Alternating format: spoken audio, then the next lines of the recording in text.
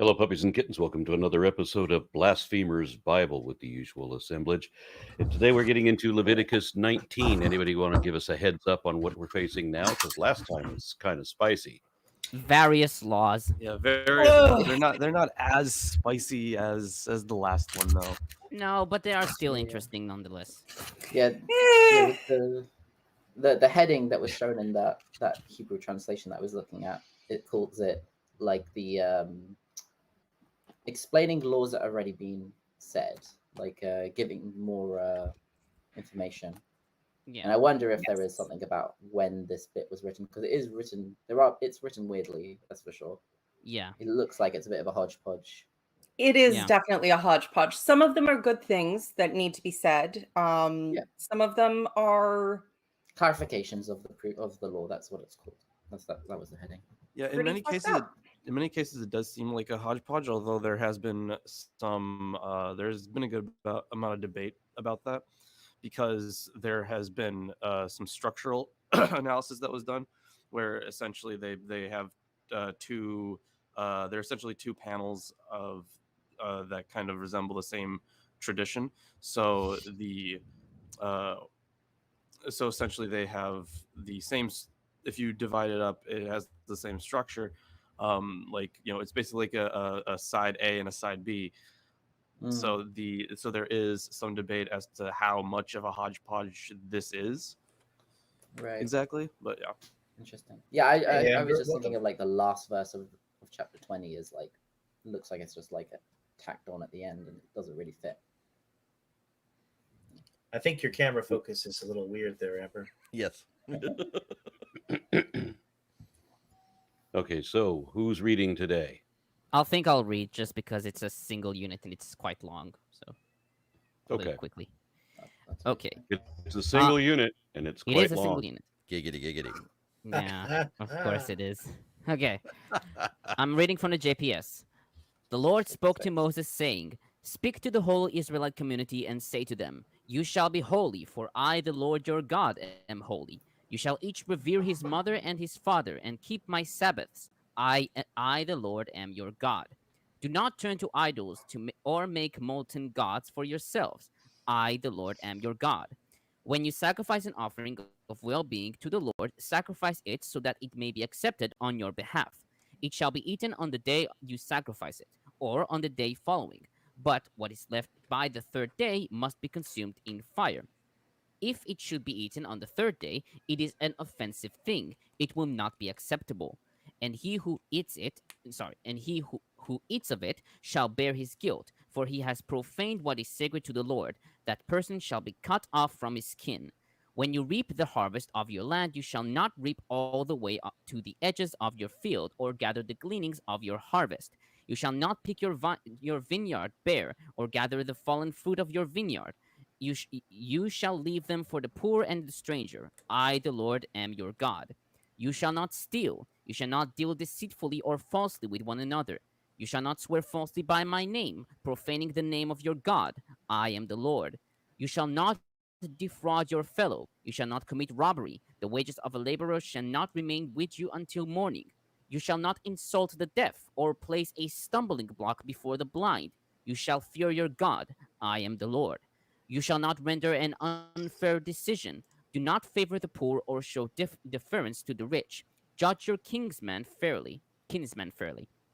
Do not deal basely with your countrymen. Do not profit by the blood of your fellow. I am the Lord. You shall not hate your kinsfolk in your heart. Reprove your kinsman, but incur no guilt because of him. You shall not take vengeance or bear a grudge against your countrymen. Love your fellow as yourself. I am the Lord. You shall observe my laws. You shall not let your cattle mate with a different kind. You shall not sow your field with two kinds of seed.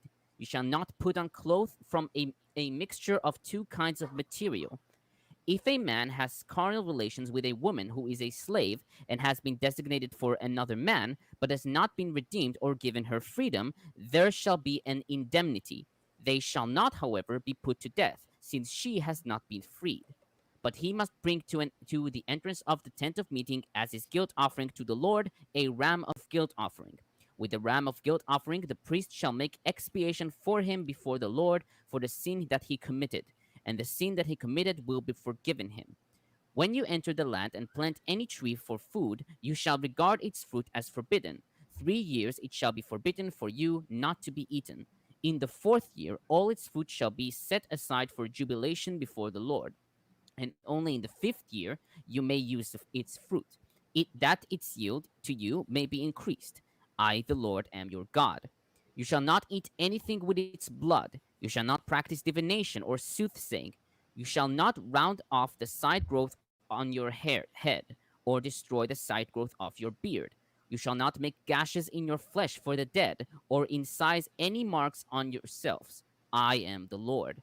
Do not degrade your daughter and make her a harlot, lest the land fall into harlotry and the land be filled with depravity. You shall keep my Sabbaths and venerate my sanctuary. I am the Lord. Do not turn to ghosts and do not inquire of familiar spirits to be defiled by them. I, the Lord, am your God. You shall rise before the aged and show deference to the old. You shall fear your God. I am the Lord. When a stranger resides with you in your land, you shall not wrong him. The stranger who resides with you shall be to you as one of your citizens. You shall love him as yourself, for you were strangers in the land of Egypt. I, the Lord, am your God. You shall not falsify measures of length, weight, or capacity. You shall have an honest balance, honest weight, an honest ephah, and an honest hin. I, the Lord, am your God who freed you from the land of Egypt. You shall faithfully observe all my laws and all my rules. I am the Lord. Ooh, that's a lot of laws. On this, on my thing has always been about phylogenies and such. And when arguing with creationists, they're always telling me about kinds, right? And then kinds, a kind of animals is when they can bring forth after their own kind. But here it says, "Do not mate different kinds of animals." So are mules Pretty forbidden? much, it's pretty much species. Are mules forbidden? Yes. Mating a horse and a donkey is forbidden. Mating a sheep and a goat is forbidden. Yeah, but it doesn't. It should be noted that it doesn't use the word for kind, which is mean. Oh, it doesn't? In this verse. No, it doesn't. Yeah. What is the word that's used here? How would you describe that? It reads "Behematecha lo tarbia kil'aim," which means your beasts you shall not mate or mix. Kil'aim, which is mixture. It's actually kind of dubious. Kil'aim, like it refers to a mixture of two hybrid things. Hybrid of two things, yeah. And even BDB dictionary says two kinds, but yeah, it's a mixture of two things essentially, because it uses kil'aim as well for the rest of the plants, the field and the clothes as well. Yeah. So what I'm getting here is you don't mix a horse and a donkey because you're only going to get a mule, and so that's not going to be as productive as it should be. It's not saying that it's pointless to mix these two because they're not going to be able to interbreed at all. It's not suggesting that. It does seem that the Bible thought that the difference between kinds was the species. Well, it certainly, depending on where you read it from. I have to point out something, though. Lalandra isn't here, so I hope you won't mind. It's about the Christian perspective, and many people, when arguing with a Christian, will talk about how random and incoherent the law is, and how can this be, the word of an immortal, invisible, blah, blah, blah God, who is eternal and all the rest of it. If it's just all this random shit, some of it is very sensible, and very decent. Don't withhold workers' wages. Yes, please don't do that. That is bad. And other stuff that is just like, don't mate two different kinds of animals, and don't plant your field with two different kinds of seed, which is honestly dumb. Look into the three sisters in South and Central America, the corn, the gourds of squash, and the beans help each other in growing together. The Christian breakdown, and I don't know how well this reflects the actual Jewish thought, is that there are three types of law in the law. That there are moral laws, which are for all time. Don't murder people. Murder is always bad. Then there are practical laws for the Jewish people at that time, weights and measures types of stuff, the kind of stuff that a government needs to do because, it's not inherently necessarily moral, it's more practical. And then that there are ceremonial laws, which are meant to demonstrate the nature of God by making them do silly things that make no sense in order to be an illustration.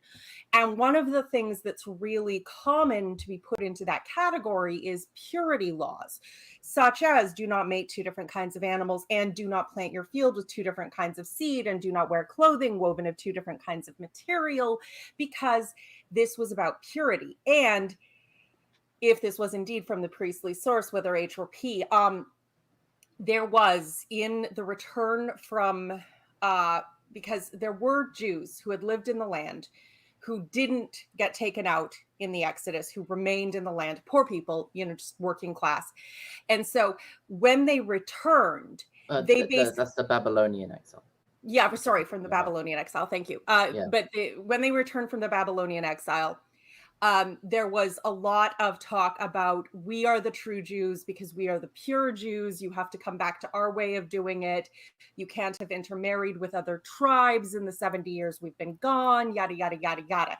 And so purity, and there's a lot of violence around that story. When we get to the Tales of Ezra and Nehemiah, I'll talk about the guy stabbed with a spear and how it was advocated as a virtuous thing.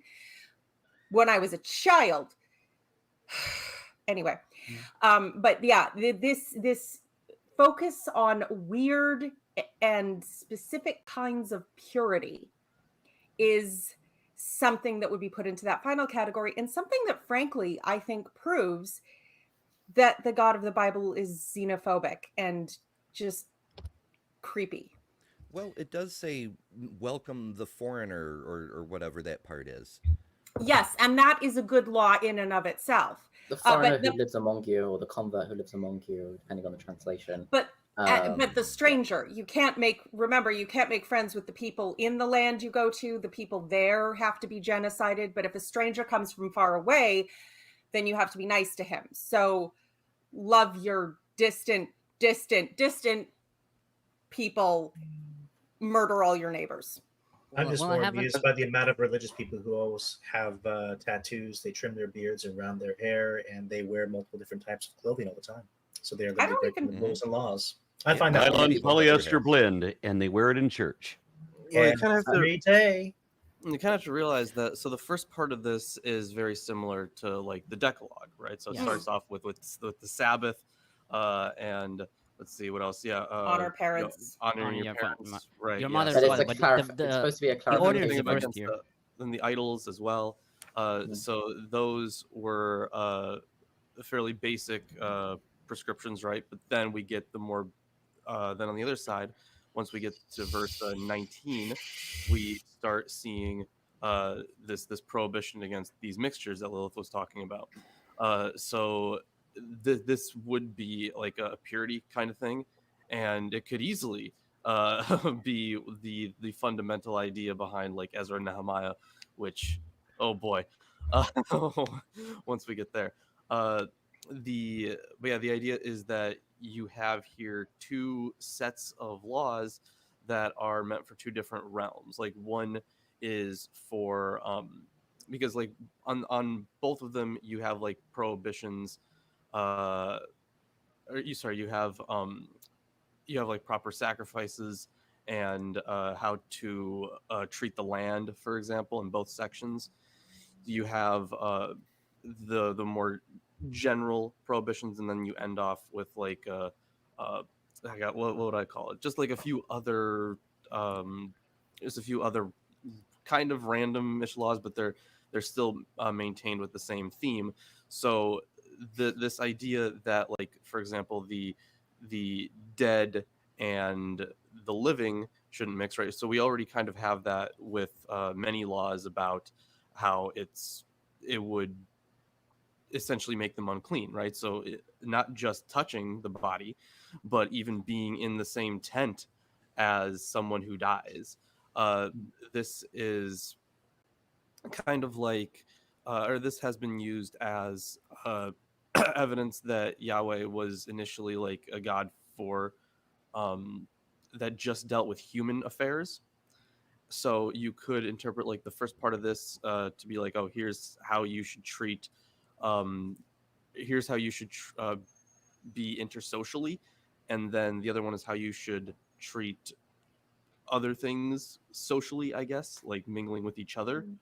So you have two sides of the same coin in this essentially, and they're built on the first one, obviously built off the basis of the Ten Commandments, but it's not all of them, right?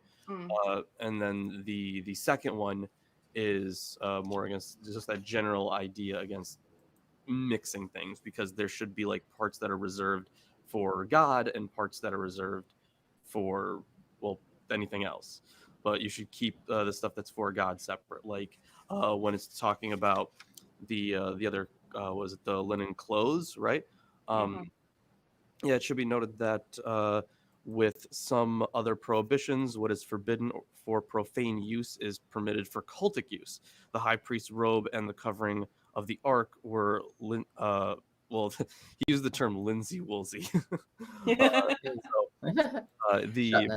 But the thing is that there are certain things that are reserved for one part of life and other things that are reserved for another part of life.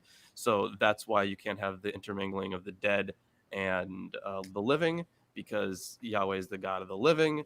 So you can't have the living things intermingling with the dead things. So that's somebody else's realm. Right, yeah. So there was no afterlife business at this point. Well, I mean, there was... there would have been another god who would have presided over the realm of the dead, back like in the source material. Pre-Oceanic times, yeah, there definitely would have been, yeah. Well, and I'd also like to point out, like, some of these you can see how it followed. On the third day, you can't eat your meat leftovers that you've been keeping without a fridge. I'm sure some people learned that lesson the hard way, and sure, okay, fine, sensible. But the rules against mixing hobbled agriculture in that region. I mean, if you ever look into, and one of the lot of stuff.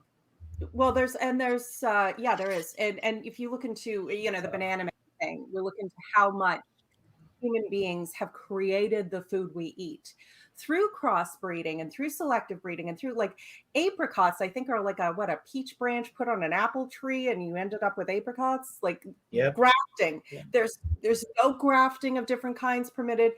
You can also make pluots. You can make other different types of there's hybrids all the time. I used nectarines, to that's what it is. And citrus fruits. If you think of citrus fruit, there's only like, I think 6 natural species. Natural specialties. And like, yes, so everything much, else exactly. Is, all the ones that we eat are like a mixture of something, more or less. I think the orange, the pomelo, the lime, and the regular citrus fruit.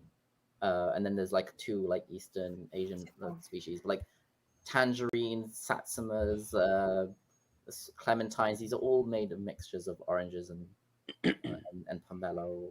A grapefruit is a mixture of pomelo and orange, I think. Yeah, that's right. So what it means is that because the priests were obsessed with purity, basically God hobbled their ability to feed themselves. Yeah. Good job, God. There's also like keep them down. That's his rule. For 7 years. There's lots. No, you keep it fallow for a season. I'm surprised I haven't done this yet, but I always wanted to get a nice little scroll, like a slightly tattered scroll, and in nice calligraphy, put in Leviticus 19:28. Just make it look very reverent, very holy, so that believers would be inspired to look up the verse. Yep. That would be amazing if you did that. But speaking of 28, I'm a little confused by my translation anyway. It says, do not cut your bodies for the dead. I get they don't want to touch the dead, they're icky, but what about... Well, there is an explanation for this. It's a mourning ritual. Yeah, it is a mourning ritual, and I have a comment by Milgrom, but I'll get to that. Okay. I would actually like to ask just one question of our resident Jewish experts. It says, do not practice divination or sorcery. And because I am deeply committed to the life of blasphemy, despite not believing in the supernatural, I clearly need to get some divination done. Would getting like a tarot card reading count? Would that check that off my list? Yep. Religious Jews do not do tarot or astrology. No, but there are like groups that do like practice magic. Haredi, for example. Yeah, but they don't practice magic. They don't, but it's more Kabbalistic. So it's but it's. I just want to break the rules. Splitting hairs there. I just want to break the rules and stuff, but they don't like do magic. It's like I'm trying to think, like amulets. That's reserved for the priests. Yeah, but I'm getting this information from a series of lectures by Dr. Justin Sledge from this Esoterica, and he basically says that yes, there are Jews that do practice magic, and he calls it magic, but yeah, it's what you say. Oh, okay. I also read something that was talking about a Jewish mage. They were admitting that Adam was created as a golem spell, and they used those words.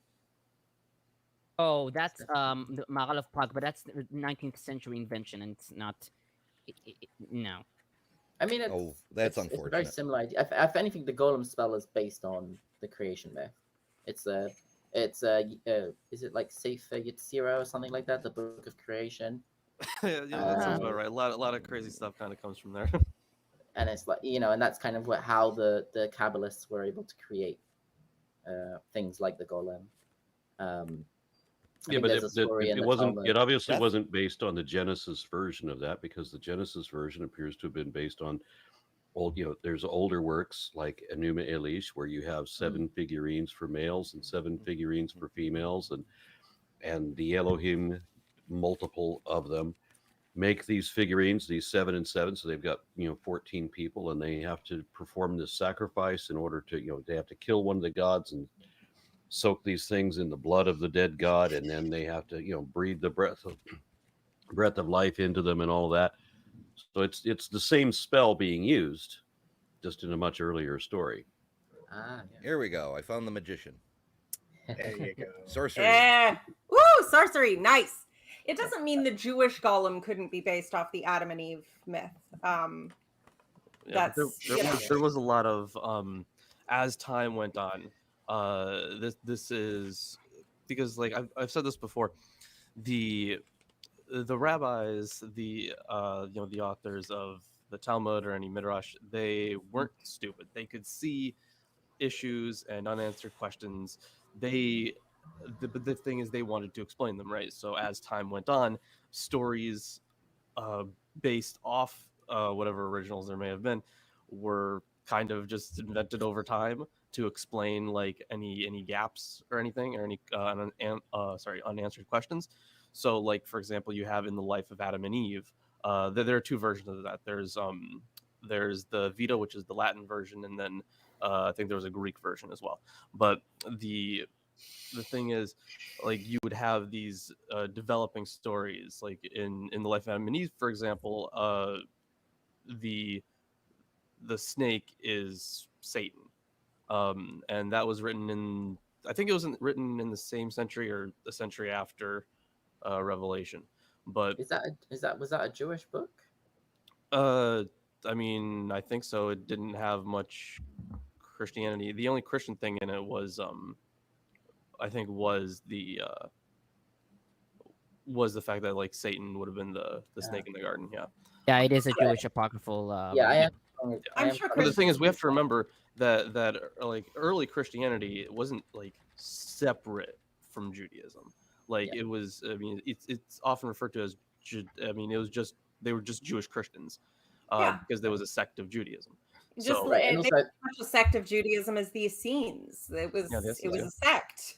Yeah, and Rabbinic Judaism moved away from anything it was seen as Christian ideas, even though they would have been originally Jewish. Like there were, I think there is some evidence that early Jewish writers talked about, for example, the suffering servant as referring to a Messiah figure. It wasn't. Yeah, there were. An invention. Yep. Which leads credence to mythicism, but whatever. So the I mean, I did a whole video on the suffering servant, yeah, but the I'm not opposed to mythicism. The idea of like even one reference for the suffering servant, for example, said that it was Moses. Yeah, So there's lots of versions. I mean, the traditional Jewish version is it's the Jewish people. Right. Yeah. Yeah. So there have been a lot of different explanations for it. I love how Aaron is not participating in the discussion. He's just kind of sitting back like the patriarch looking at us like. No, I had recorded a video last night that I'm editing right now, wherein I talk about how the serpent in the garden was definitely not Satan, and I have to give these reasons. And it didn't occur to me to note that this was a Jewish story, and Jewish tradition isn't that. They don't believe that the serpent in the garden was supposed to be Satan. That's a Christian idea that came in later. So like I just said, there have been times in Judaism. There have been times. I will contest on that because there are like Jewish commentators who do say that the serpent was Satan, but that's a completely different different story. It was me. Yeah, it definitely wouldn't from like the. Yeah, it depends on who you ask. The thing is, from a Jewish perspective, even if it was Satan, it wouldn't have been an evil entity. It would have just been God testing them. Yeah, it would have been the adversary. It's exactly what Satan would have been for generations before. Prosecuting we gave him, exactly, the attorney. That was the impression that I always had. When you first mentioned Satan in Job, this is a guy that works for God. Yeah. Right. That was just the way that I always interpreted. Even the concept of Satan being in hell, which I know that's not a universal Christian belief either. But the idea that Satan is in hell punishing people, he's still working for God. Yeah, he was the divine judge. The warden of the prison is not himself a prisoner. So I think we're going to get into the commentary now. So I just wanted to say there is something. Lilith mentioned like the different types of laws. So in Jewish law, there's they differentiate between super rational laws and like more rational laws. Kind of like the rational laws are things like do not kill, do not steal. These are things that they admit that you don't need God to rationalize and come to realize that it's bad.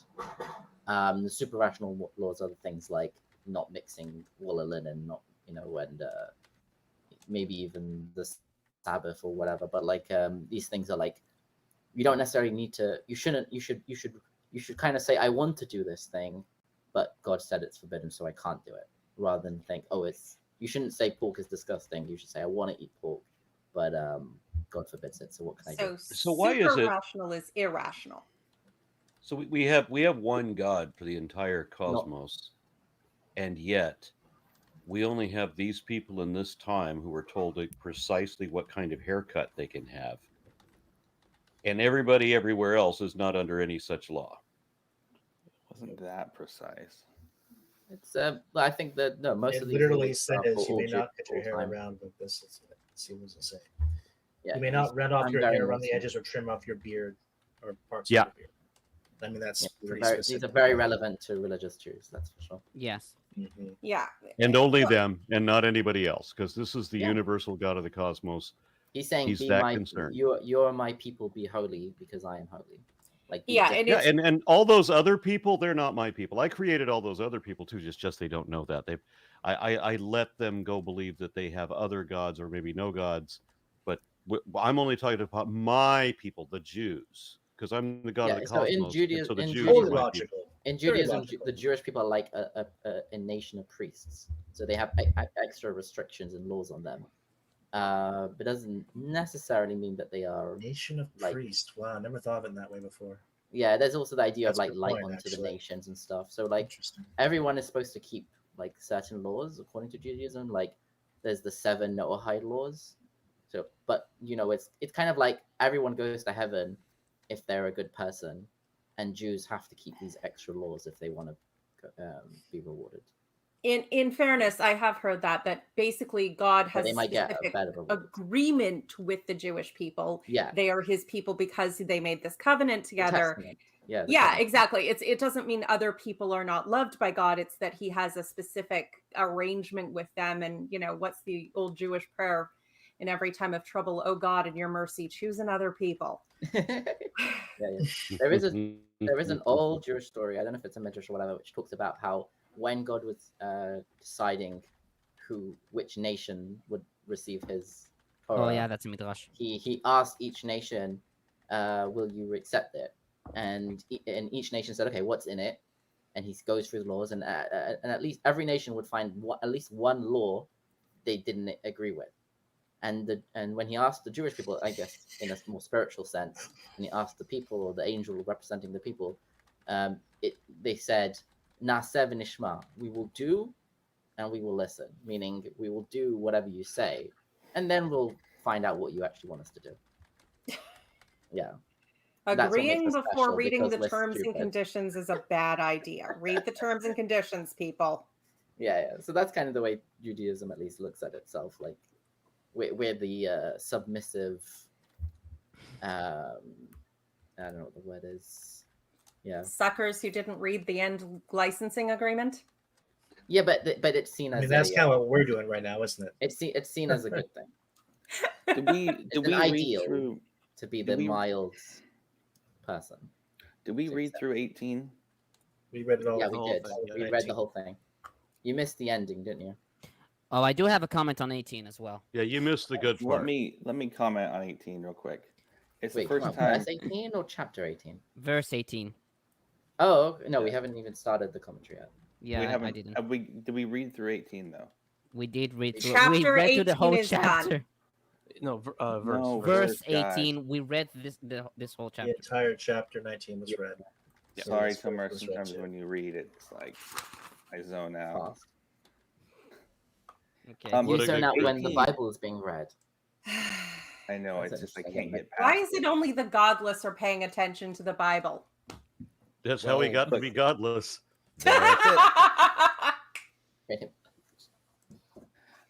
Before I zone out again, Yeah. 18. So this is the first time the word love appears in Leviticus. And that's supposed to be a good thing. Well, I mean, if you're a Christian, it does, because it's Love your also fellow as yourself. How is it a good thing that God didn't mention This love for obsession with 18 love. chapters? In the previous chapter, it was all about how you cannot love, and Murder, then there's death, no kill. prohibitions at all against sleeping with children, things like that. There's none of the things you would expect of moral laws. There's just a bunch of prejudice. Now, I'm Well, actually be on P-Town's not like the side here. You're right. This is the first time it's mentioned that love's in here. It's taken this long for it to happen, is my point. it typically means something like pay attention. That's my interpretation of it. And Love the guy who means zones out pay constantly, attention. pick that up. Mad at me for zoning out when Tomer's voice comes on. P-Town, That's Hey, nice to hear, I guess. this has been Wow, a very that was- successful troll. Good job. I Yeah. like your voice, Tomer. I don't like your we voice, should, Tomer. we should I love you. your voice. we Thank should you. reference Matthew 22, Why? 36 through 40. Why would we reference something that hasn't been written for another few centuries Wait, was that the and isn't Beatitudes? relevant to this book? It's a Bible study. I think it's very important, especially since Yeah, when we get to Matthew, then we'll know how it's not related to this. But in the meantime, we don't need to confuse them. Is that That's the how- story that's the whole point of studying stolen the from? Just P-Town. Quick it's question: how it Is all that fits together, people. Man, No, it starts from the first page and ends on the last page, like every book. You don't want to read to the very end of the book to know what happens, do you? No, of course actually, P-Town. not. taken, so Start. there's little things called is Wait. that there's the these little things story? called cross references patterned throughout almost every Bible you go by, and it's quite an important aspect of learning what the actual scripture means. That's called I'm sure it's quite indoctrination. important, but As you an zoned English out that teacher, part. Yeah, you're going backwards. What It's you're like you're doing reading is the Look, cliff let me notes just- of one the at a time, Bible. guys, Wait, one at a Those wait, are wait, actually- wait, one wait. at a Let him time. finish. Let him finish. let me That's just kinda make funny. a quick point about Matthew, because it is distinctive. Not relevant. Actually, He says Wait. it's no, we're referencing. not reading it. Hold on. Oh my God! He stole a story from Rabbi Hillel that is referenced in this text. Basically Rabbi Hillel in Babylon was saying to try to get the Jews to follow the laws, and someone said, I'll follow all the laws if you can quote it standing on one leg. So he stood on one leg and said, love the Lord your God with all your heart and soul and mind, and love your neighbor as you love yourself. All else is commentary. And that's how Rabbi Hillel won the argument. That story was then repurposed to Jesus in Matthew and I think Mark, Luke. It might actually be one of those. I don't know if it's in John. Well, it would have been taken from Mark for the other two anyway. The story is interesting because it's contrasting two different approaches. So the story is there's a guy who is not Jewish, and he is thinking, he wants to know what is Judaism or what does God say or whatever. Like, maybe he wants to convert. So he first goes to Rabbi Shammai, who's like kind of like the arch nemesis of Hillel, and he asks him like, you know, tell me the law and while I'm standing on one foot. And Shammai just tells him like, go away, you troll. And then he goes to Hillel, and Hillel is extremely patient with him, and he says, okay, I can explain it to you when you're standing on one foot. And he says, you know, love yourself. No. Love the Lord your God with all your heart and soul and mind, and love your neighbor as you love yourself. Yeah. And then go and go and study. And then this guy converted, I think. And then I think that's the story. Either he was a convert or he was like not religious Jewish person. I don't remember exactly. Yeah, someone who wasn't following the law in Babylon. Okay. So it was trying to show that a better approach is to be patient with people and to show them the love first, kind of, and then but also they should learn themselves what the law says and not just be like, I don't know, there's a word like, you know, just to tell them what, you know, you're going to go to hell if you don't do this or whatever, you know. Fear mongering. Yeah. And Jesus said, nothing, and because the Jesus is second not around is yet. like unto it, this, thou shalt love thy neighbor as thyself. Right, and that was a direct quote from Hillel, who lived like 300 years before. Yep. On these two commandments hang all the law and the prophets. Yeah, Yes. so Jesus is quoting an older book, or the New Testament is They were quoting from the Old Testament. blasphemers. The New Testament is quoting from the Old Testament because the people who added the New Testament are trying to make it sink, even though it clearly doesn't. Yeah, it has moments. Legitimacy is what they're looking for, I think. Hillel did live just like the before old one we him. take reference from. Yeah, that's all. Yeah, to be fair, Hillel did live 300 years before Jesus and said that, but we don't have like written down from that time. We only have later. Yeah, but it was a viral he was a story. well-known guy, and people well-known that he said. And it was a viral story. Like, even if Rabbi Hillel had never lived or ever said that, the story was in circulation long before Jesus. So he was referencing a common story. Was around before. Just as if we reference Cinderella, it doesn't mean any of us actually has a glass slipper. That would be like trying to tell Chuck Norris jokes. Because after all, I mean, Chuck Norris did all these amazing feats and he pushed the world back by doing push-ups. I mean, for our sake, that could be the same type of equivalency. We would not have any reference if we didn't have actual information or proof that Chuck Norris was real. So that could be looked upon the same way. Lorence? Claims, you know? You okay, Lorence? Yeah, computer blue screened. Oh, technology. Right, Tom, do you want my to favorite Chuck Norris joke is this is not a joke. Chuck Norris actually said that he wanted to tattoo "In God We Trust" on the head of every atheist, and somebody made a meme of that quote, and then they panned from the first picture to the second picture, and there's a picture of Bruce Lee, who was an atheist, and his caption is "Bitch, please." Nice. He kicked Norris's ass. Bitch, please. I can just see him like wagging his finger at you.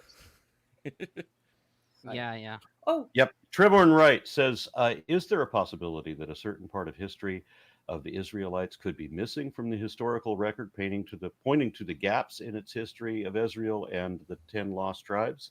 Yes. Absolutely. Next question. Definitely. I think the 10 lost tribes is more of a legend. It's more likely that the people, as like Lilith was bringing up, there were people in the land when they came back who were like kind of had slightly different traditions, and there is a possibility that the modern day Samaritans are from those people, and it's possible that those are the original like northern tribe people. And it wasn't necessarily that they were dispersed around the world. And possibly some of them may have stopped by during the diaspora in Al-Fatin in Egypt. So there was another big community there. Oh yeah. But the thing is, they weren't necessarily lost. It could have just been they completely assimilated, or they were actually still around identifying. Or just lost track of their ancestral lineages, right? Like either of those No, we've been here all the time. We're not lost so much as we're not motivated. But yeah, in terms of like how much of like Israelite and Judean history is missing, the thing is, this is the first part of my my book where I'm talking about how history was constructed, and a lot of the time you find like facts being mixed in with myth, and that's just how it was written. Like you could have like these lineages, but then in order to kind of make them mean something more, you can like intersperse some myth in there. So the idea that certain parts are missing is that's definitely true, because even in once we get to the King's narratives, once we get to the Deuteronomistic history, it will cite other texts that we don't have. It will cite the books of the Chronicles of the Kings of Israel and Judah. So it cites where it's getting its information from, and the thing is, we don't have that, because it says like, and the rest of the works of this king are listed in this source. So we don't have that. So it is basically almost 100% known that there is stuff that is missing in the historical record. And it'd be really cool to find something from that. So it's pretty much like the next comment. The Bronze Age. Okay. The next comment is from Matt White. Says, strange that there's nothing in the commandments about honor thy children, as if children were also chattel slaves. Well, yeah, the commandments actually do talk about that. And they tell children that they better behave or they'll get killed, because their parents will kill them.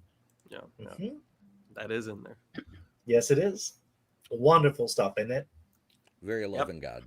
Ah, yes. You've got to love labor laws in the late 90s. You've got to love that the old idiom from some of our childhoods of "I brought you into this world, I can take you out" is in fact a very biblical perspective. What do you think they got it? Trevor and Wright says, why is it various laws in Leviticus 19 mention them as foreigners? Egypt in verse 33. If Egypt never enjoyed the glory it had as a civilization, would it even be mentioned in this passage? That's an interesting point. That's a very just like the Romans too. They're talking about how like the Egyptian Empire or culture plus the Roman Empire, those types of things are so big and so important for the eras that if those were not there, that it would not actually have any relevance, because then why would you bother about a small little town? No, you want the big guys. And then we can see, oh look, see Pharaoh, he did this horrible thing to the Jews. And that's I think that's where he's coming from with the question, which is a very interesting point. Yeah, so I mean, a lot of it is, we have to realize that a lot of it is polemics and propaganda. I mean, in a sense, everything we read is kind of propaganda. So Love. the idea that there is there's polemical nature in this, absolutely. Of course there is. There will be polemics throughout the whole book, interspersed here and there. So. But then when doing historical work, you do have to try to corroborate things. Sometimes in the course of biblical studies, you will find that some of these things can be corroborated, others can't.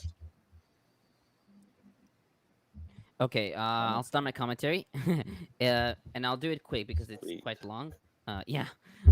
Verse 2. So Paran comments, the declaration, you shall be holy, for I, the Lord your God, am holy, wraps together all the commandments that appear in our chapter. Holiness is achieved by strict adherence to the commandments of God, as seen in verse 37. All the transgressions are nothing but sins against God, either when the different commandments are perceived as commitments between a man and his friend, or when they are seen as ritual commands.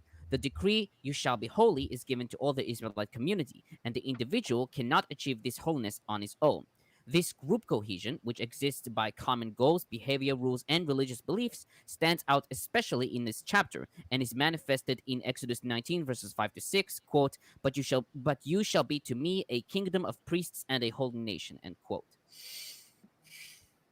Verse 3, "Your mother and father." This is the fifth commandment in the Decalogue, with the order reversed. Septuagint and Peshitta, however, read "your father and mother," possibly to match with the Decalogue. And I like Rashi's comment here.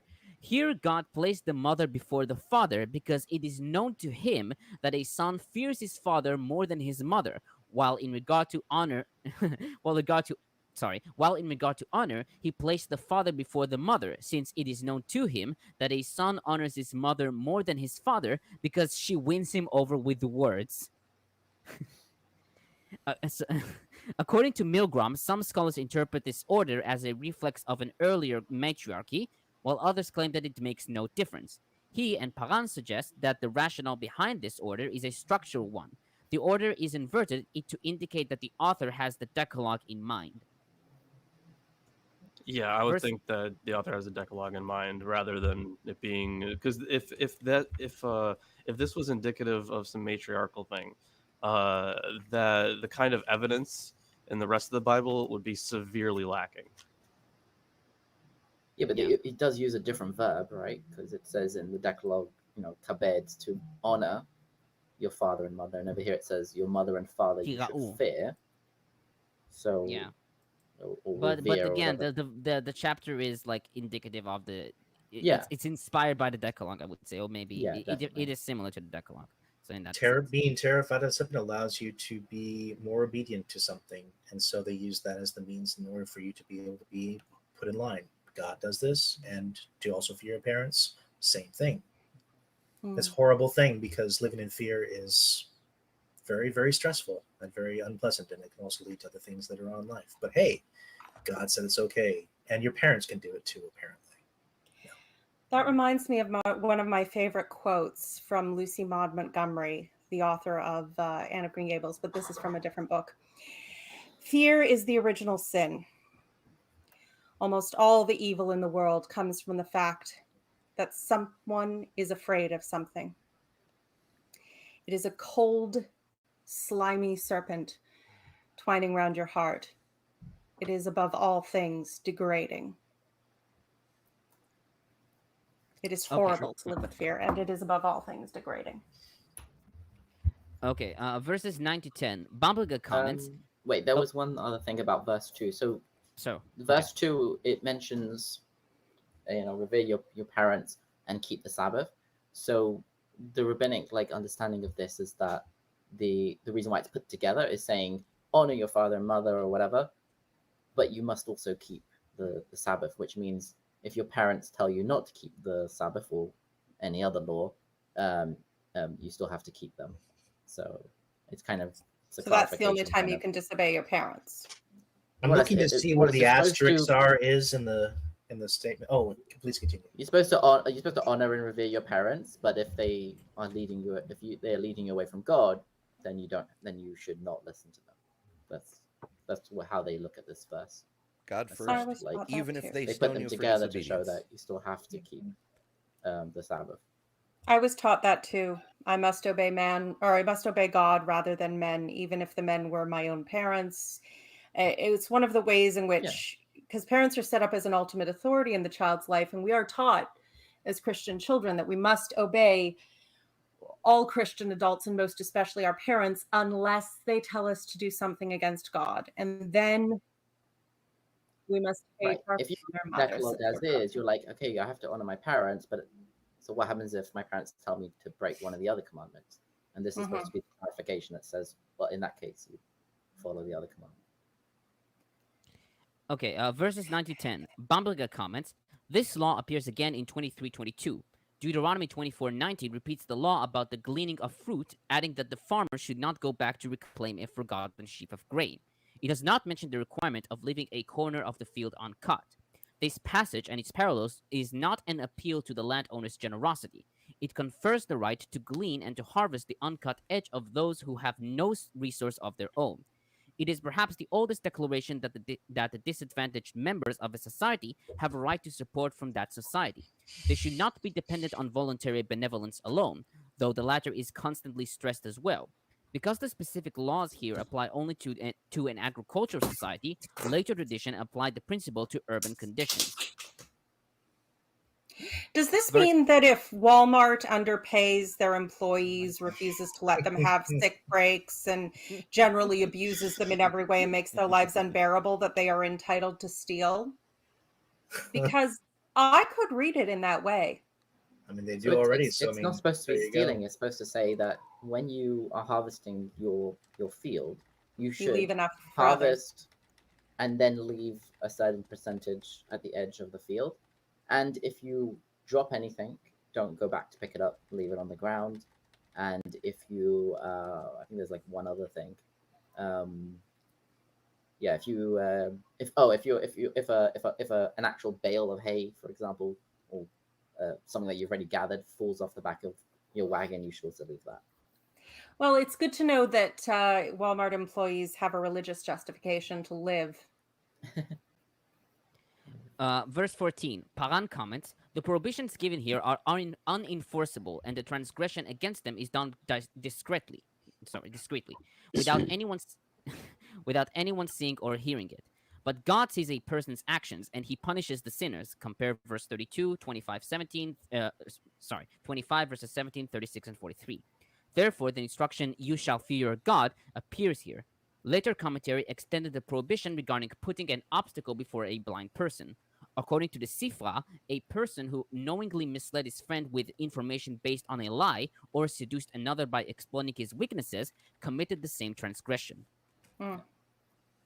Yeah, I think Rashi gives a weird example of like, if you tell your fellow to sell his house, to sell his field and buy a donkey, with the intention that you will get his field from him. So it's not necessarily bad advice. It could be good advice for someone in a certain case. You know, it's better to go get a donkey and go become a traveling merchant than to, work agriculture all day. But in this case, you're doing it because you want to get something out of them. So even though it's not necessarily bad advice, you're doing it with bad intentions. That's considered. Don't take advantage of people. Yeah. Don't place a stumbling block before a blind person. I wish that was an actual commandment. Nice. Well, it is followed. It is. Do not pervert justice. That's how they understand it. Yeah.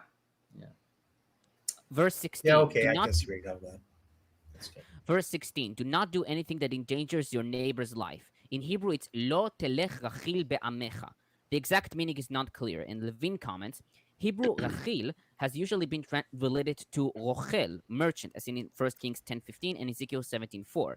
The idiom lo telech rachil has been interpreted to mean that one should not move about in the manner of a merchant who is presumed to be privy to secret dealings and gossip. In Jeremiah 6:28 and Ezekiel 22:9, rachil is equated with acts of corruption and betrayal, even with murder. As a consequence, many traditional commentators, among them Ibn Ezra, Nachmanides, Rashbam, and Rashi, relate the verbal root resh chet lamed to resh gimel lamed, to spy. The Sifra preserves the following interpretation, that you not act as a merchant who merely loads up his horse and departs.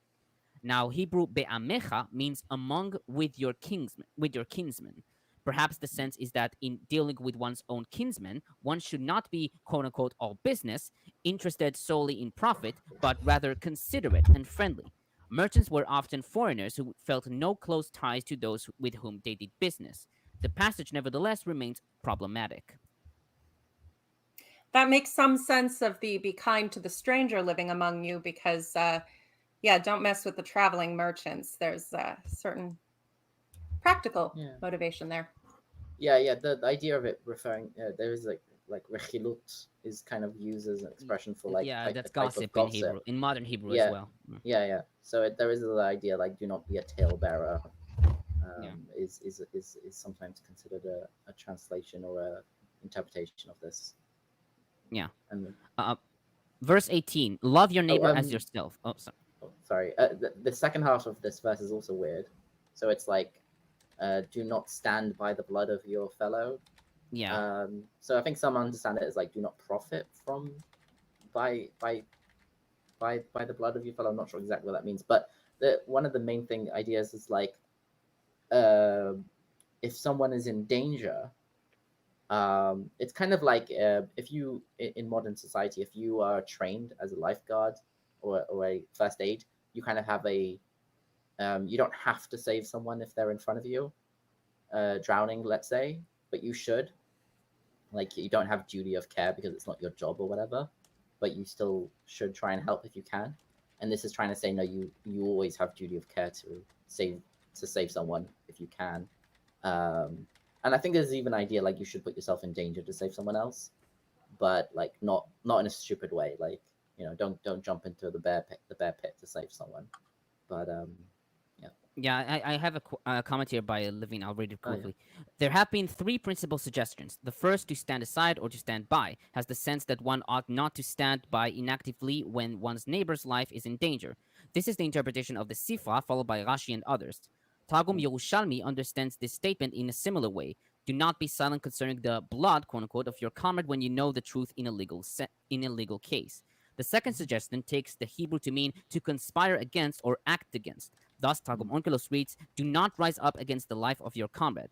This is similar to the interpretation of Ibn Ezra. One ought not to join forces with murderers. To stand over has this sense in several biblical passages. The third explanation of the Hebrew is to survive by means of, subsist, or rely on. Erch compares Ezekiel 33:26, you have relied upon your sword for survival, with Genesis 27:40, yet by your sword shall you live. This last interpretation is the one expressed in the JPS translation, and it best fits the immediate context. One ought not pursue one's own livelihood in a manner that endangers another or at the expense of another's well-being. Well, that makes sense. The original would be that. Or never be a spectator of unfairness or stupidity.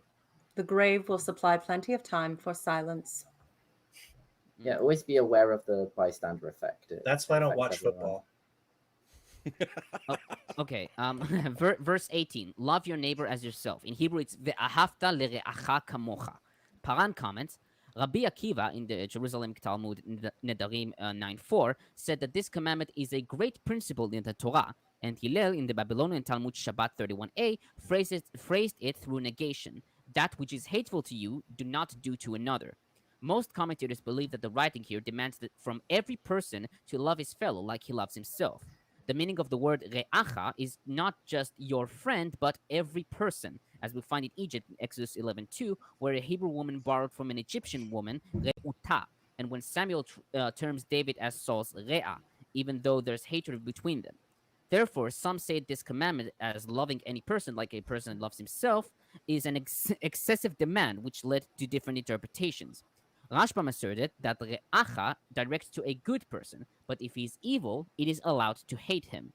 Ehrlich interpreted the word kamocha not as an adverb of manner, which answers the question how to love, but as a modifier to the object re'acha, i.e. a fellow that is like yourself, and therefore you should only love the fellow who is a Hebrew like yourself.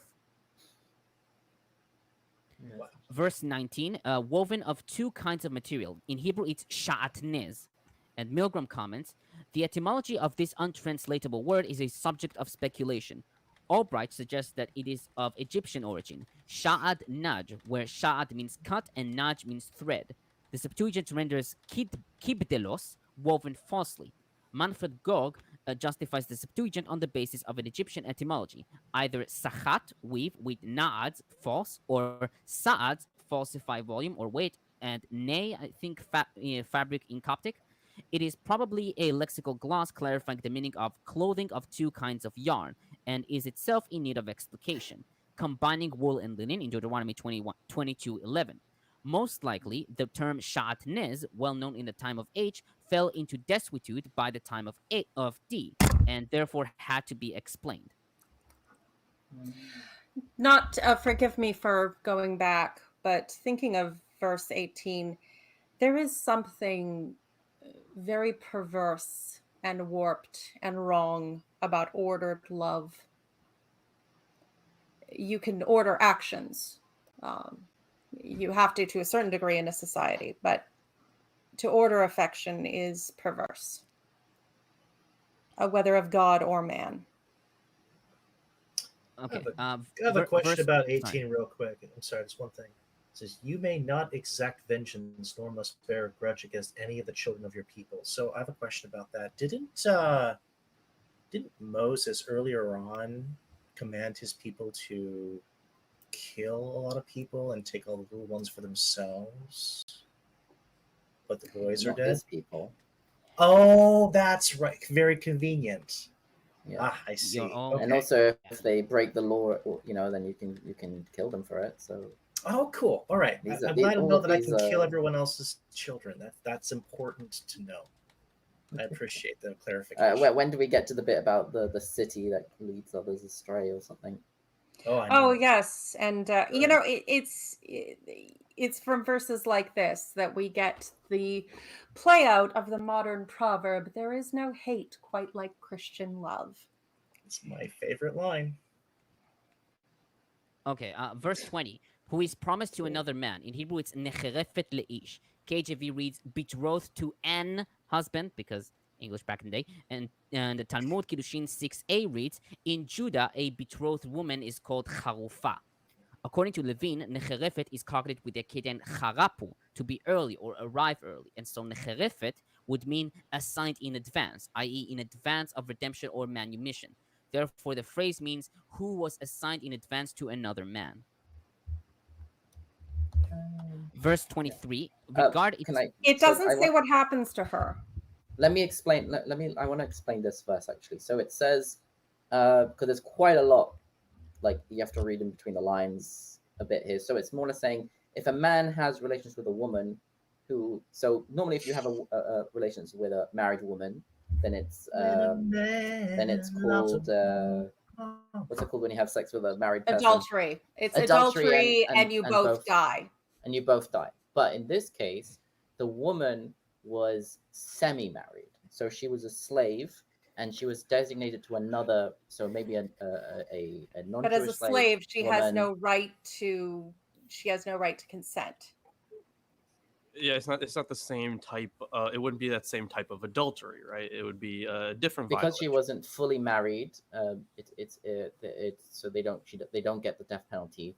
So what is it saying? What would have happened that she might have had two masters? One had redeemed her, one had not, and therefore she was kind of in a quasi state between being a non-Jewish slave woman and being a free Jewish woman, free Israelite, and therefore she wasn't fully married completely.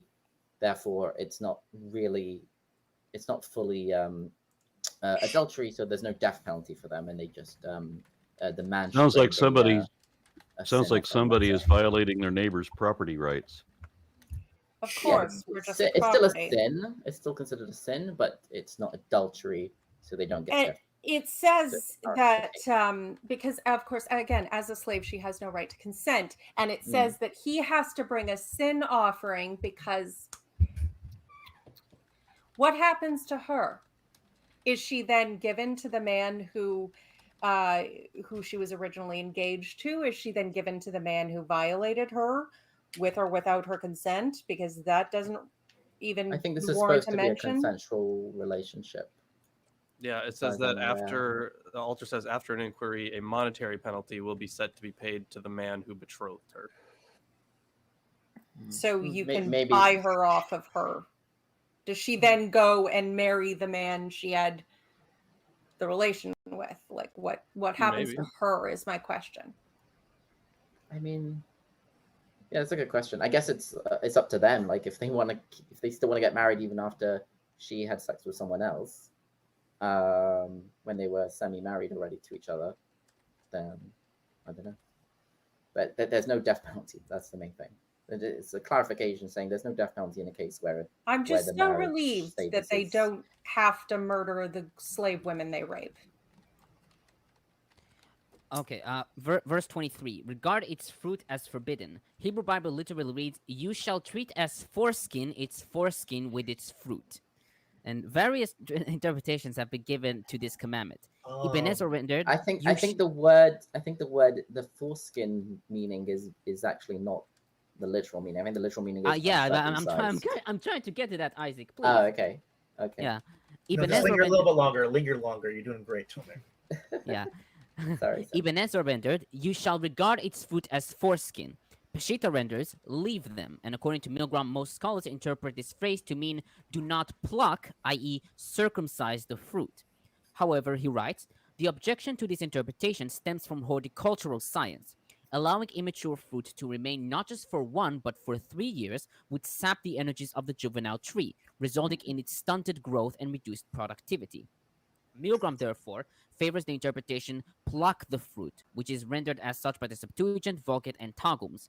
He writes that the foreskin is the fruit, while it is enclosed in its bud, and that the meaning of this compound is, since you shall treat as foreskin its foreskin with its fruit, pluck it before the fruit emerges. Verse 26, practice divination. In Hebrew, it's tenachashu. According to Levine, some derive this verb from nachash, snake, since snakes were used in pronouncing charms. He prefers, however, to relate it with the root lamet chet shin, to whisper or pronounce an incantation, since in Hebrew the letters nun and lamet can interchange phonetically. The exact nature of nichush is debated. The Peshitta adds, by a winged animal, and Rashi, based on the Sifra, gives example of those who practice nichush, those who look to omens from the cry of a mole, the twittering of birds, bread falling from the mouth, or a deer crossing one's path. So did we? So you just mentioned the divination thing. Unless I missed it, I don't think we talked about the "you shall not eat over the blood." No, but we did mention about not eating the blood. In chapter 16. No. 16, yeah, 17. the blood thing is there is another interpretation which says do not eat with it, on the blood or with blood. It's saying that you should not eat from the sacrifices before it has had its blood sprinkled. Yeah, it does seem like it's it could mean a variety of things. It says, do not in eat the while event the that blood any is... poor Jehovah's Witness ever stumbles over this episode, please note this has nothing to do with blood transfusions. Don't die because old men don't understand science. Right, yeah. So verse Nihan notes, verse 26 opens with a prohibition against eating over the blood. Whatever the precise meaning of this custom, which could refer to some form of chthonic worship that would be related to the dead, it is clearly presented as implying a fundamental confusion of the creational order, as is the case for the mixing of seeds and fabrics. Versus, okay, that would be the note there. It does seem like it's unclear about the nature of it. Yeah. Why is God so terrible at horticulture? Like, seriously. Terrible. About the Sikh omens, in Hebrew it's te'onenu. The etymology is not clear. Ibn Ezra comments that this word is a denominative of anan, cloud, and so one who practices onenut looks at clouds and observes their forms and their movements. Levine notes that clouds were ominously used in ancient Near Eastern divination. BDB Dictionary relates it with the Arabic ganat, a nasal twang, the sounds made by a necromancer. The Talmud Sanhedrin 65b derives it as a denominative of ein, eye. Thus, it is someone who deceives the eyes, quote unquote, or applies, I like this, applies 7 types of semen to one's eye to perform sorcery. Yeah, I don't understand. Wait, this is biblical bukkake? Yes, it is. Yes, you sleight of hand. Yes, Penn and Teller don't need to come in anybody's eyes. Hand indeed. I'm just imagining like a bartender with like a bunch of cups and like, this is the pineapple flavor semen. This is the no. Don't ruin my old profession, man. You're making me sick to my stomach right now. That's how you take shots, right? Okay, when you throw it back, that's not what we're talking about. In the eye. Shot indeed. That's Rashi, based on the same tractate, related with ona, season, and so someone who says this day is good for beginning a job, this hour is bad for going out, etc. Verse 28: do not cut your bodies for the dead. Milgrom writes, laceration as a mourning rite seems to have been universal in the ancient Near East. It is attested as early as the Epic of Gilgamesh. Herodotus in Histories 471 reports that at the bier of his king, a Scythian, quote, chops off a piece of his ear, crops his hair close, makes a cut all around his arm, lacerates his forehead and his nose, and thrusts an arrow through his left hand. End quote. Homer offers evidence of similar rites, as in Iliad 2:700 and 11:293. Anthropologists and folklorists have provided evidence of its widespread practice among primitive peoples. That laceration and tonsure were common mourning rites in Israel is attested by Jeremiah 16:6. Quote, "Great and small alike shall die in this land. They shall not be buried, and no one shall lament them, nor lacerate and tonsure themselves for them." End quote. Yeah, that's why I never understood how come like Christian monks in the Middle Ages had the tonsure haircut, like literally shaving the sides of their heads, which is what it says right here you should not do. Oh, it's hilarious how ironic that is. Yeah. Apparently there's a saying in Israel, if you get a fade, how do you say fade in Hebrew, Tomer? Pe'ah? No. No, a fade. I don't know. Like a I very know what short you're referring haircut. We just Yeah. call it taper. No, I think there's like a saying like with religious. I Jews don't where think it's that like there is someone a, who like- gets a kapara. Isaac, I think you As are a- vastly underestimating how much of historic Christianity is thumbing your nose at their version of Judaism. Right. Yeah, the stuff with I blame Paul. the beard is very relevant. Like Orthodox Wise. Jews keep that very strictly. They don't cut even with, well, modern ultra Orthodox don't cut even with scissors. They don't trim at all. Apparently, there is this idea that you know it is technically permissible to trim, but you shouldn't because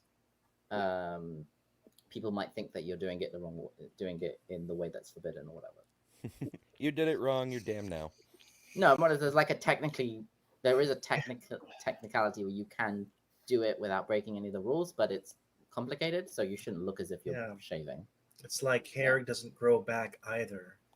Yeah, and then like within like Kabbalah and Hasidic philosophy, there's like God's 13 attributes live in the beard or something. I don't know. The 13 attributes. No, that's what's left of dinner. Let's call it what it is. Okay. But there's a whole thing. So they see the beard as being a very, very important thing. Yeah. And do not cut the sides of your head is also like some communities. They don't trim. They leave them very long. Yeah, they Maybe have they'll curl the them or whatever. curlies. And then other communities, depending on like their Kabbalistic ideas, they actually do trim them. Apparently, the Arizal, the guy who started didn't start Kabbalah, but like he very, very big Kabbalistic from like the 13th century. I think he did trim the sides, and so there's like a whole like debate, like you should trim, you shouldn't trim. Like it's very silly. You can cut them with scissors, but not trim them with a razor. Yeah, I think that's like I can only do it with a sword. Actually, I read when I was a girl. I read *The Hiding Place* by Corrie ten Boom. She was a woman from Holland who hid Jews during the Holocaust. A Christian woman. It was very much written from a pro-Christian perspective, but she was also, you know, she ended up going to Ravensbrück camp because I think they only ever got her on charges relating to the food ticket stuff. Ration cards. Yeah, ration card. They never found the Jews, but there was a very observant Jew that they took in because who was like, I can't use a razor to shave. I have to use an electric razor because that's technically not a razor. It's more like scissors. So like they had to find him an electric razor. Especially back then, electric razors back in the 40s were literally just like propellers. Yeah. So he's like, I can't use a razor, but I could use an electric one. And they go on this whole adventure to find him, you know, an electric razor. And it was sweet and a bit goofy because I love you guys, but you know, there are moments where you just gotta let it go. Put tattoo marks on yourselves. So Paran comments, the writing prohibits carving marks on the skin and filling the scratches with colors, probably since this act was common among the people of the ancient Near East. The verse does not clarify as to the purpose of tattooing the flesh, But it is known that tattoo marks symbolized property and marked the belonging of a slave to his master, and in later periods, the person's affinity towards a community of God worshippers, a kind of expression of a person's symbolic servitude to his God. So the dark mark. Everyone in Florida has abused this one then at that point. Wait, so slave branding was an actual thing in the ancient world? Yeah. With tattoos? There was. I think I don't know if that's the Hittites, but I think I mentioned it previously. That there was a specific haircut that they did. I forgot. Okay, that's the a bit name different. of it. I'm saying tattoos as a slave brand. It's interesting because I thought it was more of a religious thing. Yes, it was across the ancient Near East. It was in Greece too. It was in Rome. Spartans did that. And then the religious cults got it from the slavery. Oh, okay, that's interesting. Yeah, one of the practices was like shaving your head entirely and then tattooing the back of your head. Mm-hmm. Yeah. Interesting. My final comment is on verse 31 about the spiritists in the NIV. The word for spiritists is yidonim, from the singular yidoni. According to Levine, the word is usually thought to derive from the root yud dalet ein, to know or be familiar with, and therefore could be translated as familiar spirits, as JPS and BDP Dictionary suggest, i.e. spirits of deceased relatives or intimates. Maimonides in Mishneh Torah Foreign Worship 6 describes the acts of Yidoni. Quote, a person places a bone from a bird whose name is Yadua in his mouth, offers incense, and performs other deeds until he falls into a trance, losing self-control like an epileptic, and relates events which will occur in the future. Hopefully he spits the bone out. You don't want to faint with a chicken bone in your mouth, people. Yeah, that's it for my commentary in this chapter. Oh, Aaron, you're muted. Aaron, you're muted. Shall we move on to Leviticus 20? Yes. Yes, let's do that. I just want to say 33, the one about when a stranger resides in you in your land, you should not wrong them. According to the interpretation where this is referring to a convert, you should not wrong them means do not remind them of their past. So don't twit them about not being a real Jew, kind of thing. Yeah, that's what. Yeah, there is a concept that a Jewish person who converts to Judaism is considered Jewish in the full sense of the word. All right, I'm going to read this one. The Lord said to Moses, say to the Israelites, any Israelite or foreigner residing in Israel who sacrifices any of his children to Molech is to be put to death. But only if they're sacrificed to Molech. You can sacrifice me all day. The members of the community are to stone him. I myself will set my face against him, and I will cut him off from his people. For by sacrificing his children to Molech, he has defiled my sanctuary and profaned my holy name. He's supposed to be sacrificing kids to me. If the members of the community close their eyes when that man sacrifices one of his children to Molech, if they fail to put him to death, I myself will set my face against him and his family and will cut them off from their people, together with all who follow him in prostituting themselves to Molech. I will set my face against anyone who turns to mediums and spiritists to prostitute themselves by following them, and I will cut them off from their people. Consecrate yourselves and be holy, because I am the Lord your God. Keep my decrees and follow them. I am the Lord who makes you holy. Anyone who curses their father or mother is to be put to death, because family values. Because they have cursed their father or mother, their blood will be on their own head. If a man commits adultery with another man's wife, and the wife of his neighbor, both the adulterer and the adulteress are to be put to death. If a man has sexual relations with his father's wife, he has dishonored the father. Both the man and the woman are to be put to death. Their blood will be on their heads. If a man has sexual relations with his daughter-in-law, both of them are to be put to death. What they have done is a perversion. Their blood will be on their heads. If a man has sexual relations with a man as one does with a woman, both of them have done what is detestable. They are to be put to death. Icky. Their blood will be on their heads. If a man marries both a woman and her mother, it is wicked. Both he and they must be burned in the fire so that no wickedness will be among you. Damn. If a man has sexual relations with an animal, he is to be put to death. And you must kill the animal.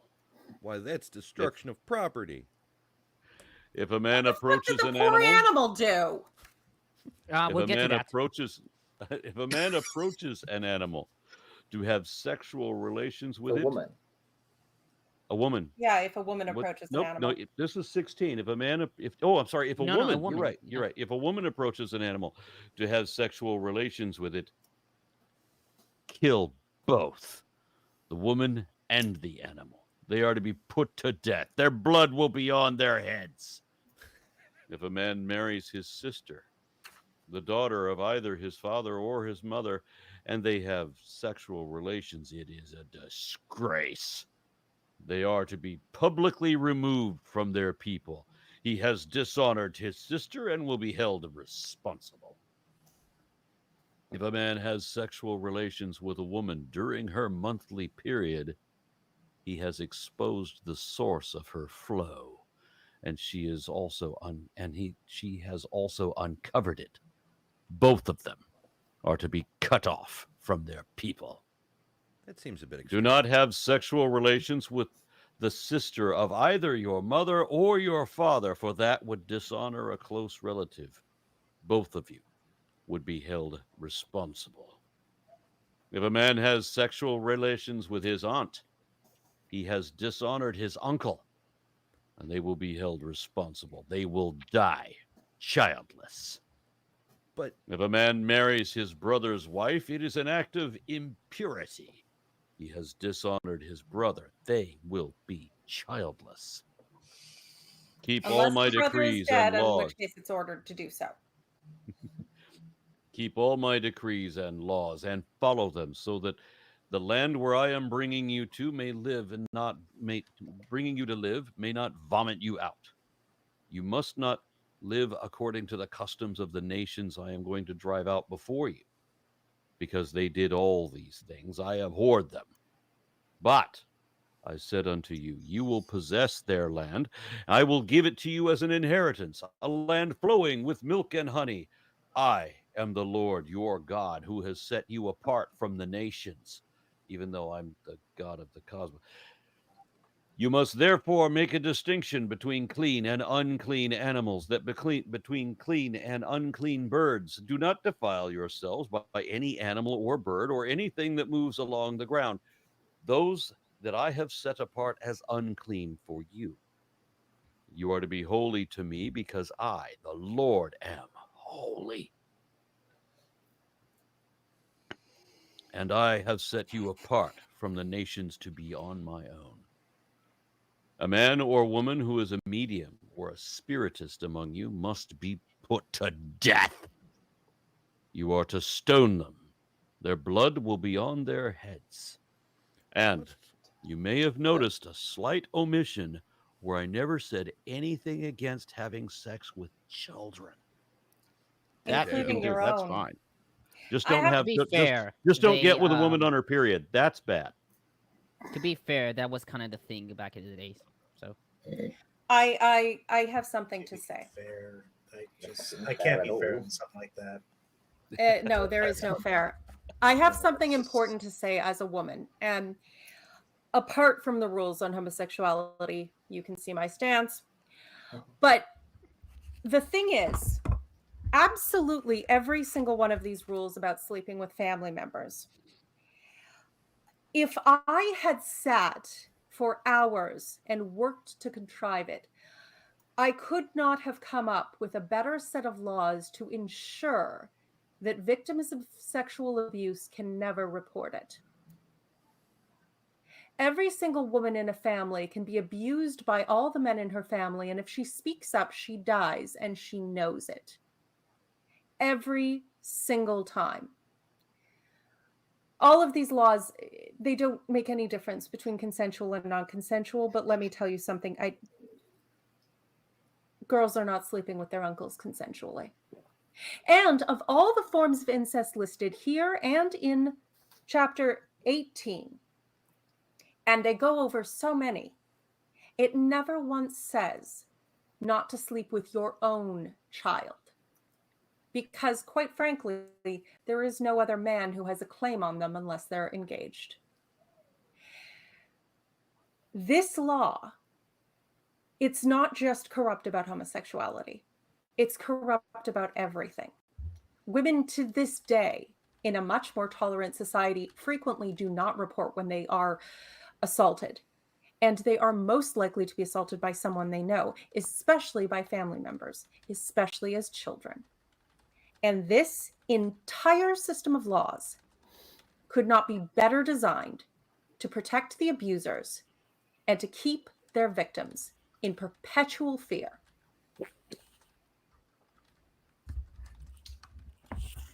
So I did want to know, you already pointed out the parallel with Leviticus 18. Yeah, and I also have an introduction to this chapter by Galil, who also notes this as well. Yeah. So it's essentially meant to be like a more like, here's all the stuff from Leviticus 18, and then here are more specifics on it, I guess. In some cases, it's more specifics. But the thing is, it very clear. It's so it almost shows like knowledge. they had... Sorry, what? I was going to say, it's almost like they had a list of clarifications, and then they were like, where should we put this? Well, it needs to be after this, because it mentions it. And they're like, okay, just put it afterwards. Just put it the next chapter. That was an idea that this was essentially just from so it stemmed from the same tradition. It's just a different thing. But here, yeah, okay. So kind if of, they had some legal scrolls from both kingdoms and mashed them together, you could end up with a bit of a mesh like this. But the thing is, it doesn't exactly work, because it very clearly shows dependency on the rest of Leviticus 17 through 19. So so you can notice that it starts off by saying, like, here are things that you should die for, and then here are things that you're just simply like excommunicated for. Now it ends off with one that's like, oh, you know, they're doomed to die, right? Or they're to be put to death, the spiritualists, right? Yeah, I think cut off from the kin could mean either they will die unnatural death, or like God will punish them. I mean, excommunication. Excommunication, yeah. Yeah, that sounds about right to me. But yeah, so so verses 10 through 16, they're all cases of sexual intercourse punished by the death penalty. Verses 17 through 21 concern 5 cases of sexual intercourse for which the death penalty does not apply. Nihan notes here, the Holiness Code legislator clearly offers something of a compromise. Levirate marriage is not openly prohibited, but it is nevertheless presented as something odious. Besides that, it will remain fruitless, deprives the Deuteronomic law of its motivation, and renders it pointless. He goes on to say that in some Leviticus 29 and 10 through 11 are evidence of a precise causistic system, in which the various laws are consistently organized primarily by the nature of the sanction incurred, corresponding to the gravity of the case, since the main difference and then secondarily by the nature of the case itself. Since the main difference between Leviticus 18 and 20 lies in the addition of penalties specifically, the organizing principle behind the structure of Leviticus 20 appears to have been conceived as a means of highlighting the distinct function of this chapter vis-a-vis the parallel legislation of Leviticus 18. The theory of a discrete tradition used by the redactor of Leviticus 20 finally is plagued by the observation that several laws in this chapter presuppose not only chapter 18, but more generally all of Leviticus 17 through 19, as I noted. So even at the beginning, for example, the accusation of whoring after Molech in verse 5 uses the language of 17:7. Leviticus 26 resumes a prohibition of 1931, as was often observed, and combines it with the language of 22 through 5. and thus building a fine transition between the two laws. So it's clearly meant to be seen as an update to, for example, Exodus 21, or at least for I should say Leviticus 29 is seen as an update to Exodus 21:17. But these are all kind of an update to what would have been an earlier law. I mean, it's good that they're specifying the difference between what you get executed for and what you get excommunicated for, I suppose. Also, obviously, putting the impetus on God to curse certain people with no children as an indication that they're doing the bad thing that he does not like, which is, again, proof that the Bible was written by a man, because men don't have to go through giving birth. But it's, yeah. Isaac, Lawrence, is there another way to interpret 13, verse 13, just stemming from our conversation from last time? No, that's basically the same thing. It's the same thing. Yeah, Because, like I said, it's supposed to be it shows obvious knowledge of Leviticus 18, right? Right. So it would This have. is definitely a much later rendition, and yeah, it's I don't know how definitely much based later, on- but yeah, later certainly. Correct but- me if but it I'm goes wrong. against.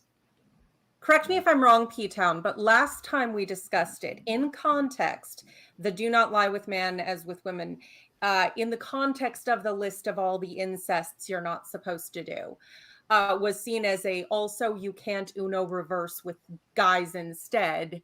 Right. That's still verboten. It's not, so I guess if to be clarify, are you asking if this verse is indeed homophobic, or if it's the same reiteration of just don't do all the incest, but with boys, that's still bad? It can still be interpreted both ways. I was basically asking the same question I was on the last verse in 18. Yeah, I wanted to see. Isaac, you're saying that, I don't want to speak for you, but you For think me, that I this don't care what the original meaning is, because I don't believe this comes from any god, so I don't care. But from the Well, I mean, explanation, I do care about the original meaning. I think it's always good to right. If the original meaning wasn't necessarily homophobic, like strictly gay men can't have relations with each other, you can still that still does work here, because this is a list of the punishments, and this one is the end of the list of punishments for the death penalty. So this one is saying this severe death penalty is also works for the male version of The the ones we just stoning. listed. Yeah, it would make less sense. It would make sense with all the ones above it. Yeah, as an uno reverse. Yeah, it's still at the end of the list. It's not like you might look at it and be like, oh, it's in the middle of the list, so it's its own thing. It's at the end of the list of the death penalty ones. After that, it then goes into the ones that have a different death penalty.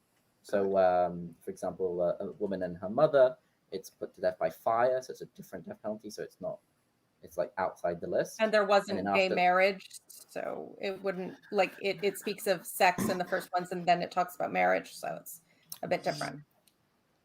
Yeah, but when I look at this, I go, it adds, doesn't it add like another part to the sentence? Both of them have done what is detestable, which I feel like would contradict the other interpretation in 18.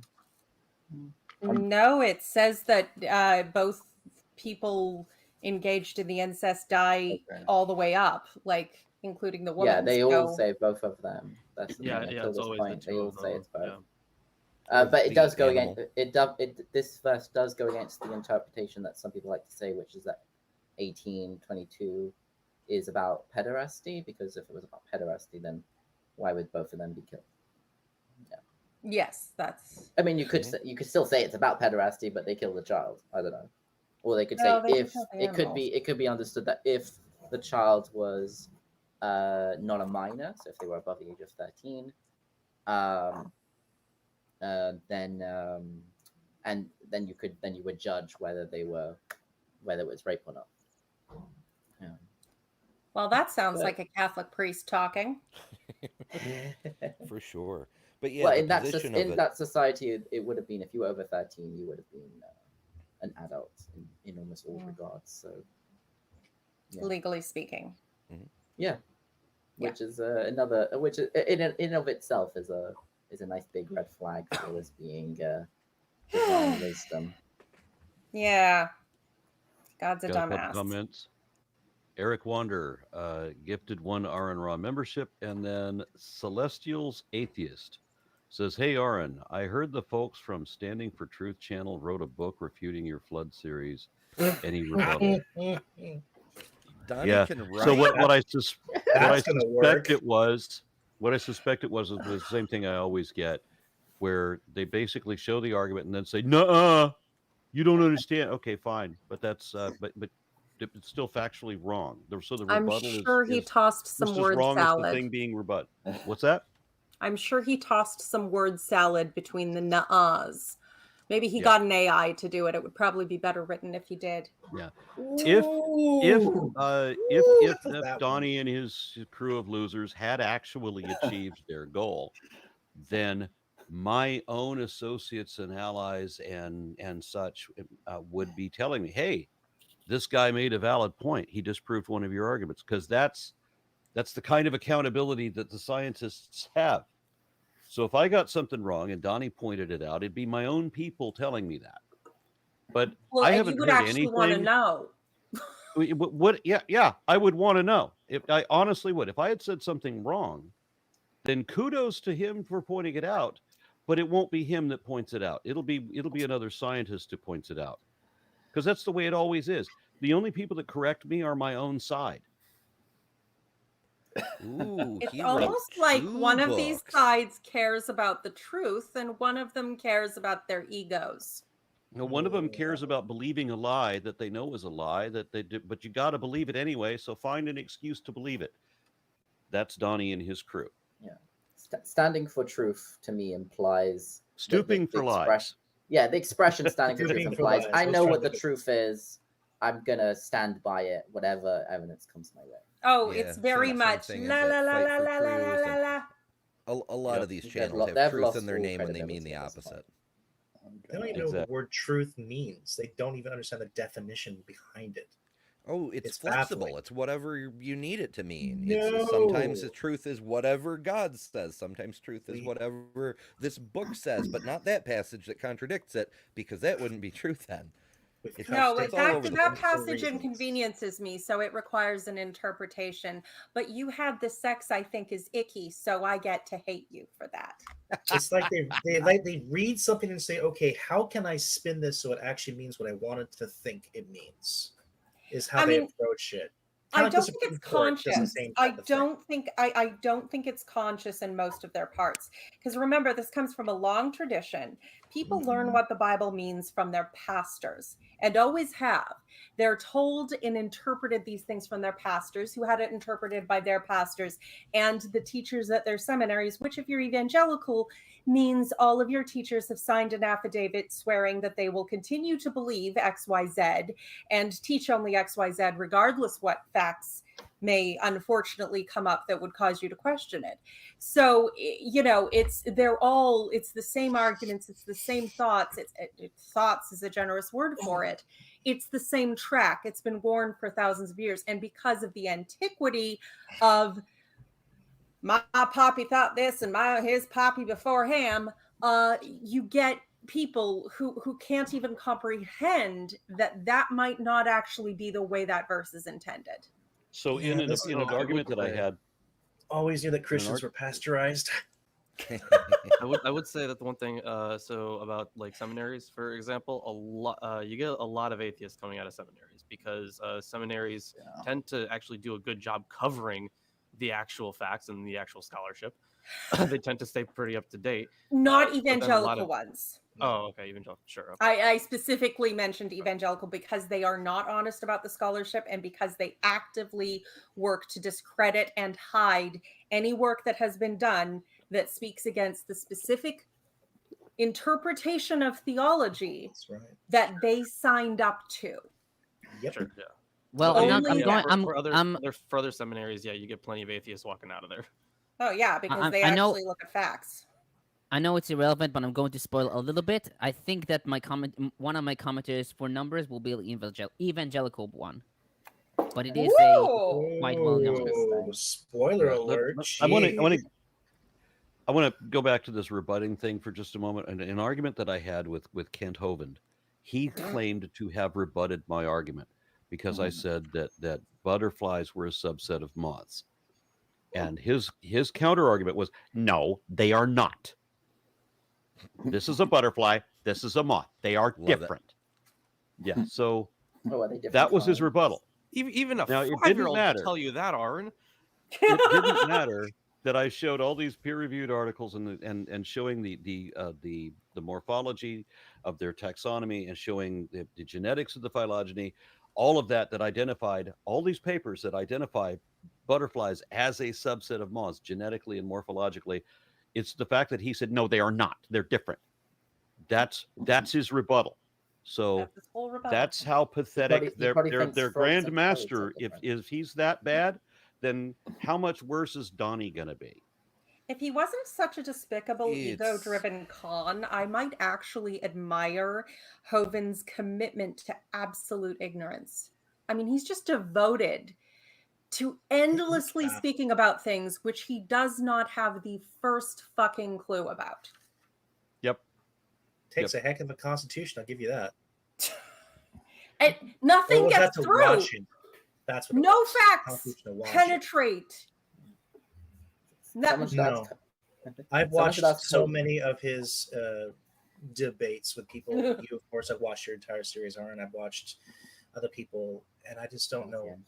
I've never seen anyone like him before who just holds on to this nonsense and just knows that he's wrong. He's doing it intentionally, and it's like he gets some sort of perverse kink out of it, out of just saying, no, you're wrong, as you said so beautifully. You know, it's just, I just see that all the time. I don't understand why Kent Hovind. That's all. Narcissism. It's a level that it's hard to fathom. I can't believe that person exists. Mighty Chicken, about $2 million a year. I think that does it. That's what he's motivated reasoning. Yeah, that's what he's making. So yeah, well, that's his motivation. But very biblical of him. It kind of reminds me of the Twilight book series. Like, it's so badly written. Like, it's normally when you say a book is badly written, you mean it's boring. Twilight is so badly written, it's almost remarkable. Or like the movie The Room, where you're like, I cannot even. How? But I like How it did you do it this bad? That's fun. This is remarkable. Have you guys seen? Yeah, but he was not self-aware. Yes. You've seen Oh my God. Yes, I have. Horrible. Birds. Oh my God, it's amazing. Well, like, what movie is this? Sharknado. Sharknado. I was going to say, but Sharknado knows. Sharknado knows. Sharknado actually has some quality to it. No, Birdemic is. You have to have the worst. I got to tell you, in all honesty, 4 or 5 bottles of beer, otherwise you can't get through it. I tell you, in all honesty, the worst movie that I've ever seen, I'm in it. You're in everything. Is that one they interviewed you for with the horrible? Yeah. He's put it out of his mind. He can't remember what it's called. Oh, it's on top. Okay. Okay. I think I'll start my comment. Yeah, go ahead. Yeah, go ahead. First of all, you want to say something? No. I was wondering where you were up to. Yeah. I'm just waiting for you to finish. Introduction to this chapter. So Galil comments. Chapter 20 lists the punishments for sexual crimes and other transgressions mentioned in Chapter 18. The affinity between the two chapters is apparent, and many matters are repeated in both, although Chapter 20 has additions and omissions compared to Chapter 18, and is different from it regarding its style and the order of the laws. Chapter 18 lists the sexual crimes according to family relations, from the closest to the farthest, whilst Chapter 20 lists the punishments based on their severity, from the light to the severe. All transgressions mentioned in Chapter 20 are listed in Chapter 18, except for taking a woman and her mother in verse 14, and turning to familiar spirits, which is mentioned in 19 verse 31. However, many prohibitions are listed in Chapter 18 that Chapter 20 does not mention their punishment.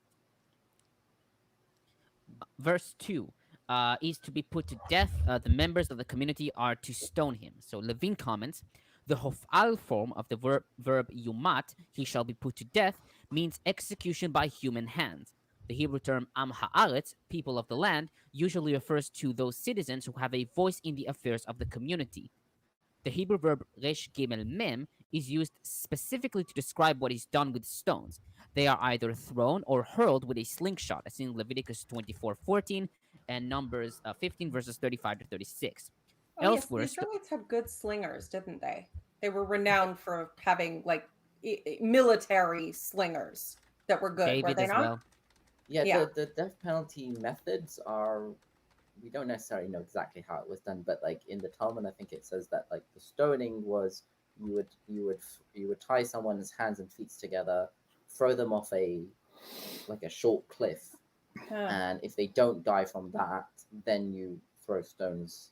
You throw one stone, and if that doesn't kill them, then the community throws stones. I was thinking it was firing squad with slings.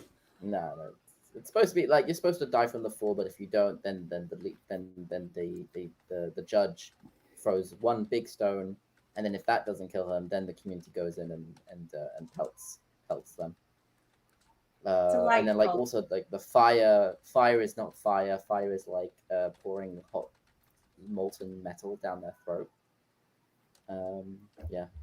Like a crown for a king. Well, they just pour it straight in the mouth, so it kills them quickly. It's supposed to be the least painful, I think, of all the four death penalties. Oh no, beheading is probably the most painless. Yeah. Elsewhere, stoning is the penalty for blasphemy as well, as in Leviticus 24 verses 14 to 16 and Mishnah Sanhedrin 7 sections 1 to 4. The question arises as to how the sentence was to be carried out. In Deuteronomy 17 verses 1 to 7, we also read that one convicted of worshipping other gods is to be stoned. There it is stipulated that the witnesses for the prosecution should cast the first stones, to be followed by others of the community. This suggests that the execution took place subsequent to a trial and was under judicial control. Verses 3 to 5. These verses are problematic. While verse 2 states that the death penalty is committed by humans, verse 3 states that God will set his face on that person, and verse 5 repeats and mentions the penalty of cutting off. According to Galil, some claim that verses 4 to 5 are an editor's edition who tried to reconcile the contradiction between verses 2 and 3. However, he rejects this interpretation, since the editor could have placed verse 4 before verse 3 and not mentioned verse 5 at all, and thus resolving the problem. He follows Ibn Ezra and writes that if a person is caught during his sin, he shall die by the people of the land. If he did so secretly, he would be cut off by the heavens. If he was caught and the people of the land shut their eyes from him, he and his family must be cut off. Verse 5, his family. The Hebrew is vebe mishpachto. While in modern Hebrew this means and his family, more accurately will be clan or kin, which according to Levine designates the basic sociological unit in ancient Israelite society. Targum Onkelos renders supporters. Nevertheless, Rashi, based on the Sifan Talmud Shavuot 39a, writes, Rabbi Shimon said, what sin did the family commit? Rather, this teaches you that there is no family which has a tax collector in it. Milgrom notes that tax collectors had the reputation of being thieves and extortionists, that is not entirely made up of tax collectors, for all of them protect him.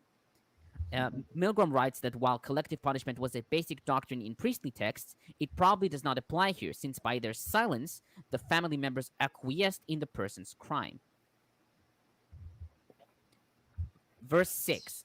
Galil notes that while the punishment from turning to ghosts and familiar spirits is cutting off from his kin, verse 27 states that the punishment is death by stoning.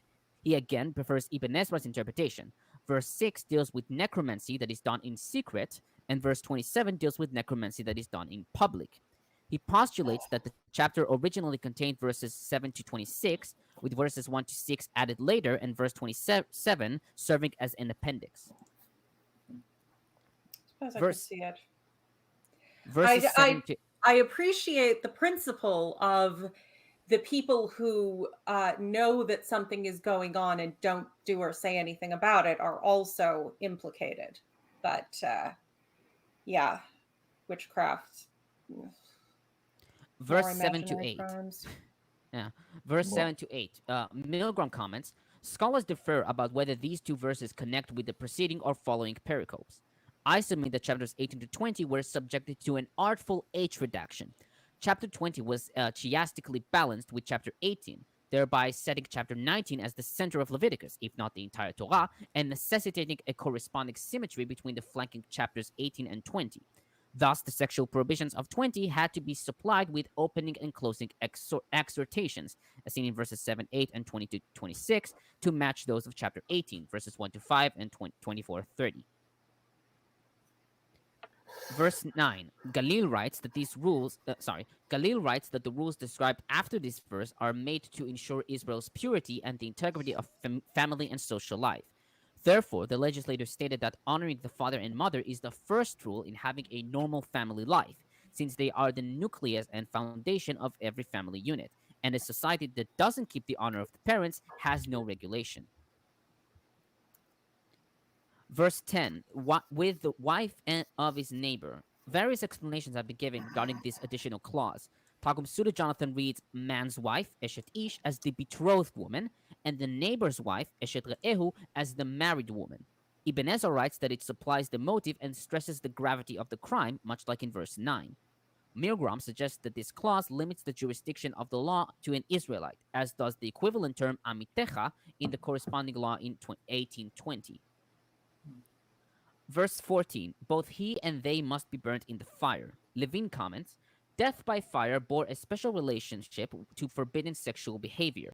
According to 21:9, the daughter of a priest who degrades herself by harlotry is to be punished in this manner. And in the account of Genesis 38:25, Judah threatened his daughter-in-law Tamar when he learned that she had become pregnant while awaiting levirate marriage, an offense tantamount to adultery. Verse 15, you must God kill does tend to confuse the two quite a bit, adultery and idolatry. Verse 15, you must kill the animal. Mishnat Sanhedrin 7:4 reads, if the person sinned by doing this, how did the animal sin? Rather, because a calamity was caused to a person by it, therefore the verse states that it should be stoned, so that it does not cause another to sin. Alternatively, it is so that this animal will not pass through the marketplace, and those who see it will say, this is the animal because of which so-and-so was stoned, and its existence would shame his memory. Milgrom. Oh yeah, go ahead. Finish. Milgrom, however, writes that it is more likely that the animal died because it has sinned, much like the case of the goring ox, as in Exodus 21 verses 28-32. Citing David Noel Friedman, he adds that perhaps there existed the fear that the animal might produce a monster. So what? So the animal sinned by being too sexy, and we need to stone it in case its swaying goat hips induce someone else? No,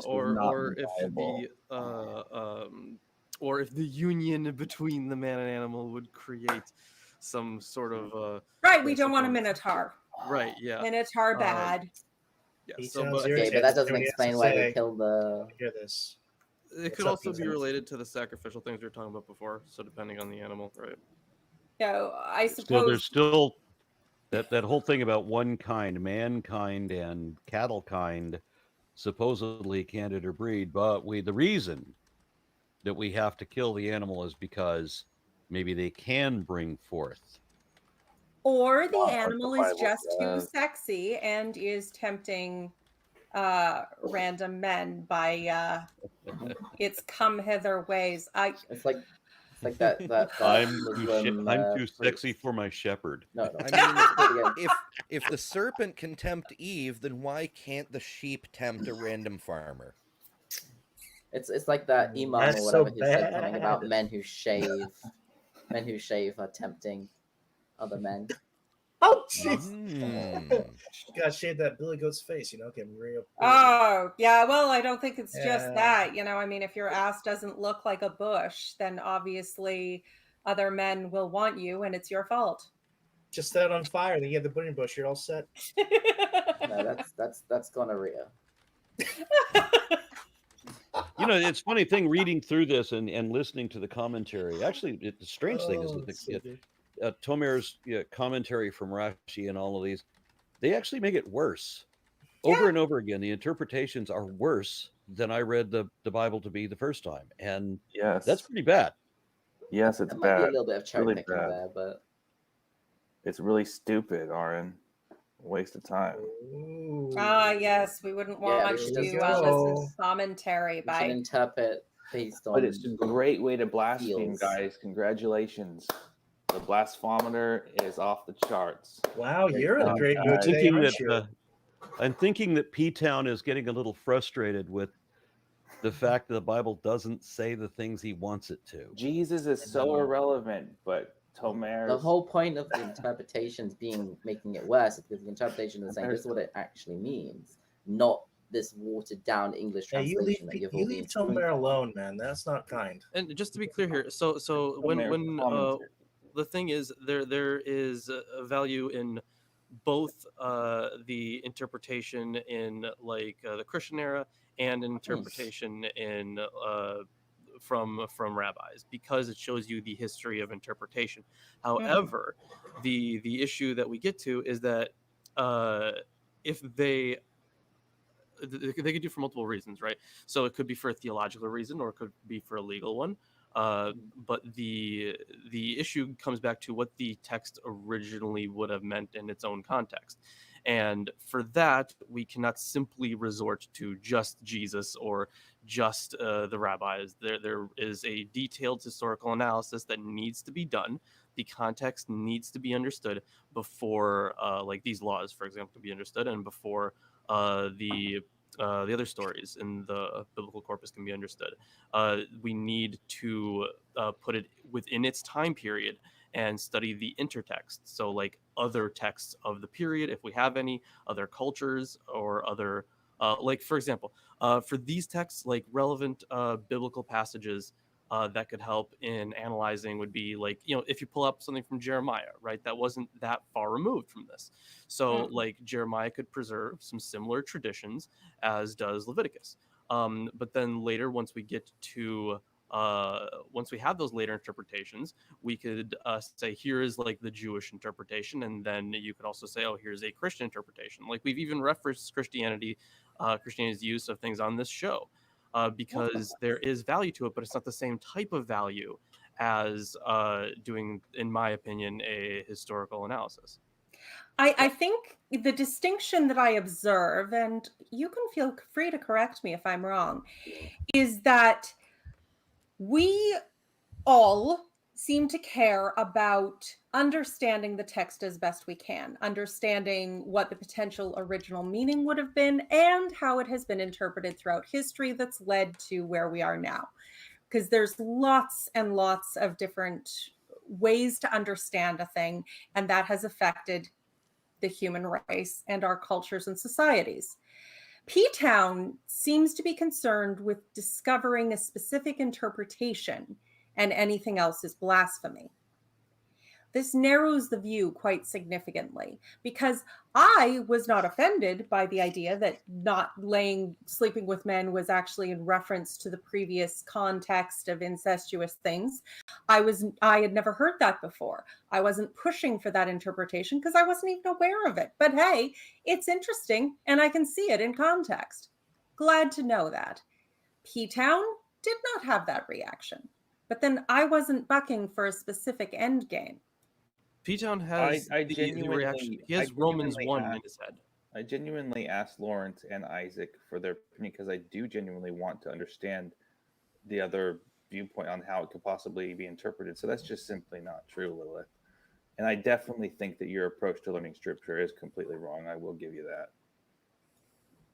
Well, I think that there is a joint mission to primarily blaspheme and not actually understand the text in context as a whole. Which is you're the one that's been sleeping through all of this. Yeah, I'm the ones that read it better than you do. So we know more than you do already. P-Town, the name of this show may be Blasphemers Bible because we are all blasphemers, but there is no goal in this show to blaspheme. That's just a benefit. Our primary goal is to read it and understand what it actually says. Seriously. You might notice, P-Town, there are times when if I think someone is being too harsh about some biblical passage, or I think they are misunderstanding it, or I think they're taking it out of context, I will call them out on it. because Me too. so because Me too. I care about this stuff. In fact, if it's just as easy as, if it's just a blasphemous goal, I would have been doing like debate content and just arguing with random creationists online. No, That'd be a preacher. instead, my massive library of books that I have, many of which I've read, some myself to get to.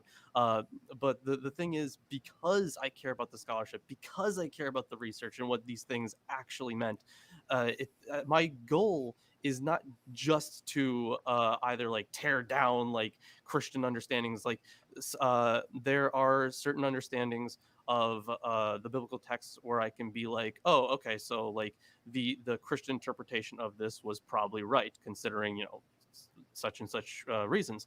But the issue is, because I don't have that goal. Like there are times where I would agree with like a traditional Jewish interpretation, or there are times that I would agree with the Christian one, or there are times that I would agree with an entirely different secular one. Most of the time I agree with the secular one, but the thing is, the studies are super detailed, and like just to boil it down to, because I know this is not exactly the words that you use, but we get this a lot where people just say, you just want to sin or something like that, right? So I know that wasn't the phrasing you used, wasn't exactly what you meant, but the idea that this is all just to subvert like a certain understanding is just wrong. And I cite Christian, atheist, Jewish scholars, doesn't matter, because if I think they're making a good point, I think they're making a good point. And if I think the evidence if the evidence backs them up, then the evidence just backs them up. And sometimes there is debate over it, because sometimes it is murky waters. So there needs to be a lot of critical thought in this. And it's not like when people say like, oh, there's the Bible is not true in anything it says, I'm like, well, that's an oversimplification. There are plenty of things in the Bible which are true. And then there is times where people say, well, everything in the Bible is literally true. And I'm like, okay, well, that is an oversimplification as well, because there are plenty of things that are not even meant to be taken literally. So it has to be a detailed study. And like the amount of time I've spent on this over the past, 6, 7, even 8 years, like it cannot be reduced to just wanting to blaspheme. I'd like to clarify something about what I said. P-Town, the reason I believe you don't care about the truth of what the text says is not because you've said that, though you've come pretty close a couple of times. It's because you're angry and offended by the use of scholarship and commentaries that trace the history of how this has been understood. That's like being mad that someone is doing research on something and saying that means they don't want to understand it. For me that to stand up and say does not follow. For Tomer to have commentary about it, the reason they're supposed to kill a goat is because it can bring forth a goat man or something stupid like that, and then to actually talk about it as if it's in the Bible, I'm gonna say, this is stupid. Sorry. Okay, so what's your reason? reason why Realize they that kill the animal? Commentary is not his own commentary, right? These are biblical scholars. No, he's talking about the history of interpretation for the audience, because the history of interpretation. Every single time he tells us who he's reading from. This is Rashi. This is, there's a whole list. Most of it's not Rashi. Most of it is. If you think it's scholars. not to blaspheme the Bible, then I don't know. I don't know how to. Yeah, why how you do they how do they purpose. blaspheme the Bible if they are rabbis? Like Milgrom is a conservative rabbi. Do you know that? Do you know anything about what Jesus came to do? I don't care about Jesus. Jesus is not relevant. And I'm still waiting for my comment. Rabbi. We're talking about the Hebrew Bible, written by Jewish people, understood by rabbis, rabbinical scholars. The fuck does Jesus have to do with that? Jesus had a different interpretation. Jesus was a Jewish preacher. He had a different interpretation than the traditional one at the time. So you can disagree with the interpretation. That's fine. You can say, oh, well, Jesus had it right. That doesn't mean the interpretation is without value. And frankly, P-Town, what you're referencing is a very anti-Semitic form of Christianity that says that God brought Jesus into the picture to get rid of all this and make it irrelevant, except when I want to hate my gay neighbor. It's like it is wrong to just throw all this away. You are the one throwing it away, as Jesus came to fix it or get rid of it or redeem it or whatever. And we're the ones actually saying, no, this has value as part of the conversation. You're throwing away more than half the Bible. And what love means and what he said, and it's irrelevant. But if we're talking about Leviticus, don't cut me off, not Jesus. I don't care. You're talking out of your ass right now. I'm outnumbered. Let me put this as succinctly as I can. We're welcome to discuss it when we hit Matthew. To be fair, I would like P-Town to finish his thought. I'll just. I don't know if anyone could hear me, but I'll stop. It's fine. Go ahead. I mean, hey, P-Town, I would like you to finish your thought because I acknowledge that a whole lot of people are talking over each other. So I would like you to finish your thought. Look, I'm just saying, if I want to talk about what love means and what Jesus said, because it was significant for a brief period of time, it's considered irrelevant, out of context. Let's wait 100 years until we get there. But if Tomer wants to have a rabbi's opinion about how a dude can make goat babies, and that's why they should put the goat, like I think that's actually not how that is relevant. He's commenting on these verses here, the ones that we're reading. I was referencing someone who referenced those verses too, and how it was distinctive. But anyway, Jesus in Matthew 22. If you don't think that this Jesus doesn't exist yet. No, but he's in the referencing story. He's referencing it, the love your neighbor as you love yourself thing. Right. He's saying that Jesus had the proper interpretation of this, is what he is saying. But that's going back. It's like reading the head. If it's something that we're going to cover, then we should cover it when we get to it. If you want to bring up a Christian scholar right. Which would be great. from the Middle Ages who's commentating on Leviticus, then we wouldn't have a problem with that. There's a lot of great scholars from medieval times that you can talk and you can use as a reference, P-Town, if you want to, have your point from a Christian like there's a lot of great friars in France. I can even look them up for you if you want, who talk about the qualities of this stuff after the revision. We can get to that point when we're at that point, but right now we are in Leviticus. We're not in Matthew, John. You are perfectly welcome, P-Town, to bring in your Christian scholars' interpretations of Leviticus. You're welcome to do that. To be fair, since Jesus does cite the whole loving your neighbors thing, it like you can say P-Town in whatever book Jesus is said to interpret it this way, and that is the Christian interpretation. That is fine. I think that is fine.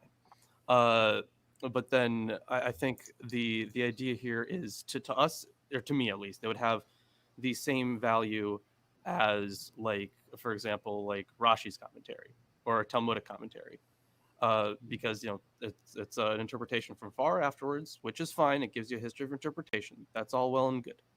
So I would put it on the same level of value. It shows you that history of interpretation. Now we take it as an interpretation. That's all we do, right. And then we discuss the details from those interpretations. That's so. I want to explain like my motivation in this show, just in summary. Why did I insist that I'm not going to be able to do this show if I don't have somebody like Lorence here, who has some formal education in all of this, and I'm wanting to benefit from that. When I argue with creationists, they misrepresent the atheist position, as it did last night in that debate, where they say, well, you atheists believe that nothing exploded and created everything. No, fuck, nobody believes that. So that's the wrong argument. You're not going to be able to make a point with that. When I argue on creationism and they say, well, it didn't turn into another fundamentally different kind of thing, again, misrepresenting the point. So if all you got is straw men, then you don't have an argument. If you're interested in believing the lie, then distort and misrepresent however you need to in order to keep your belief up. But if you're interested in the truth, even if it means that you might be wrong about something, then let's find out what the truth is. Let's have the scholars here. Let's get contrary interpretations. Let's get me corrected. If I'm wrong, I want to be corrected. Mm-hmm. So that's the purpose of this show. It is not to blaspheme. That's just a bonus.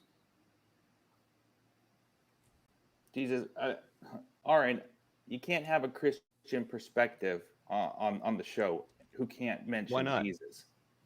Okay, why not? It's just not going to work.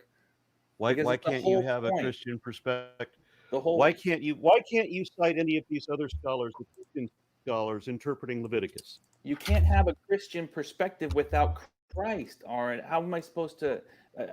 I just asked you a question and you're not answering it. Why can't you have the Christian interpretation on Leviticus? Because they're going to include Christ into it. He's saying that Jesus has the Christian interpretation of it. That's what he is saying.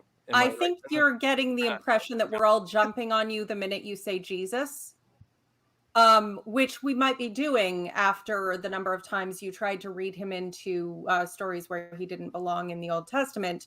We might be a little bit too trigger happy on that one.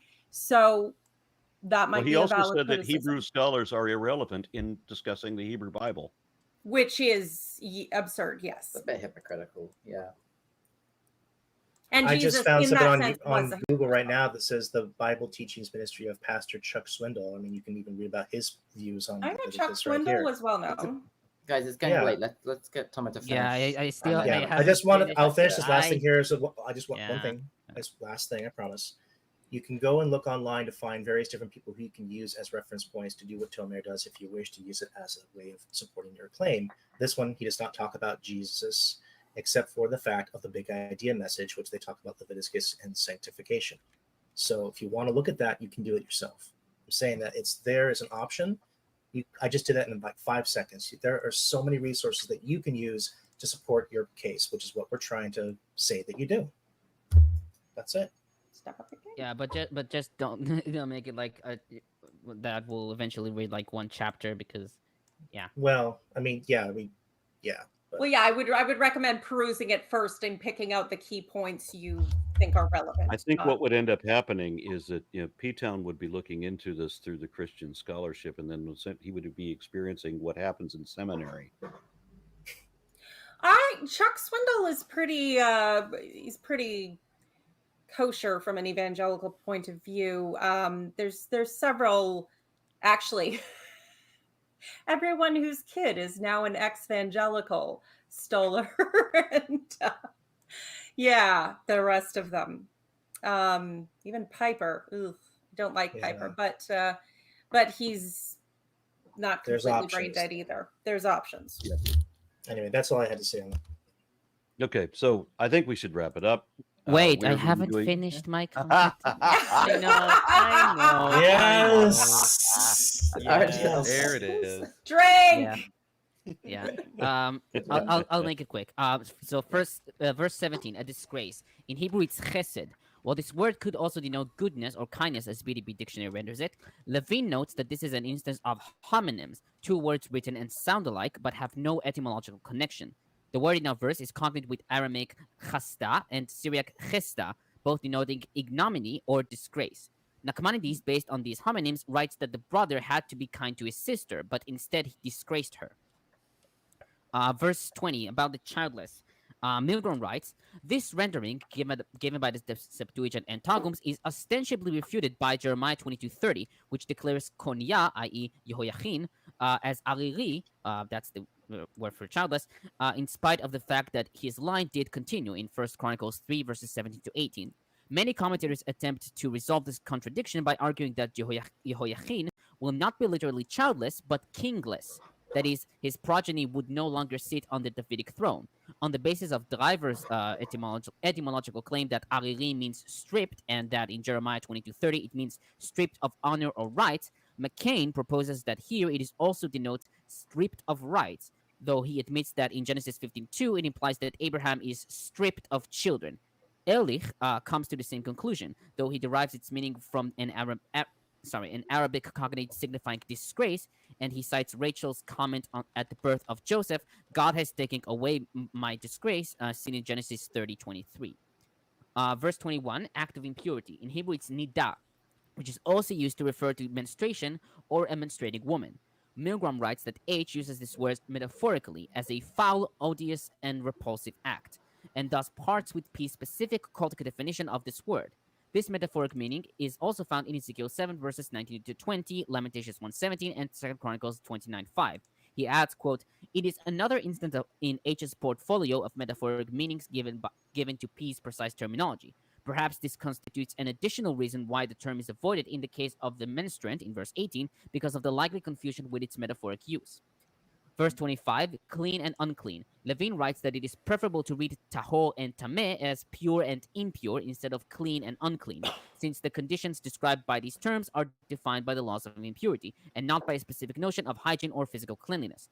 And verse 27, Milgrom comments, there are two explanations for this appendix. The first is that it was deliberately removed by the author or editor of chapter 20 from its original context, dealing with the of and yitoni after verse 6 for the structural reasons, to create an inclusio for chapter 20 in the same way that verse 26 functions with verse 7.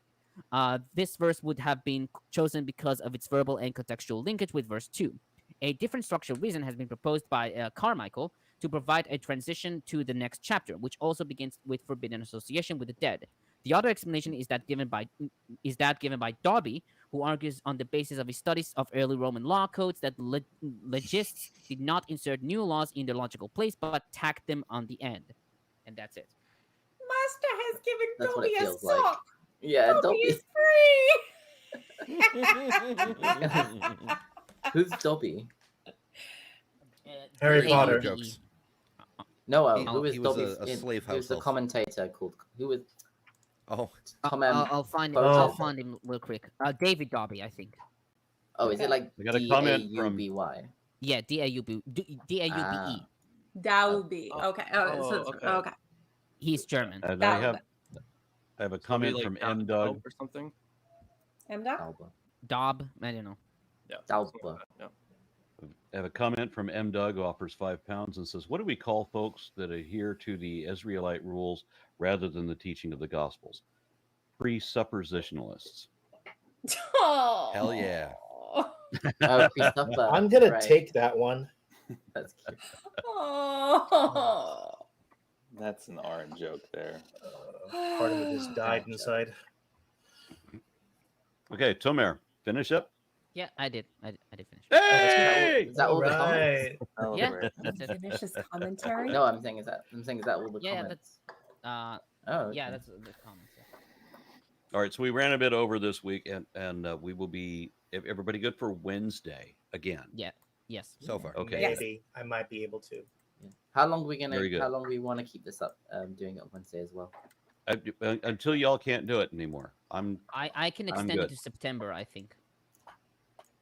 Okay. Okay. But So October, we'll but see 15 you guys October, I don't Wednesday. think We'll so. be doing we're doing Leviticus 21. Yep. Yep. Okay, just 21. making sure I'm in the right Yeah. place. Rules for right. priests. Mm. Thank you, everyone. Okay, guys. Thank you. Thank you, Bye, everybody. everybody.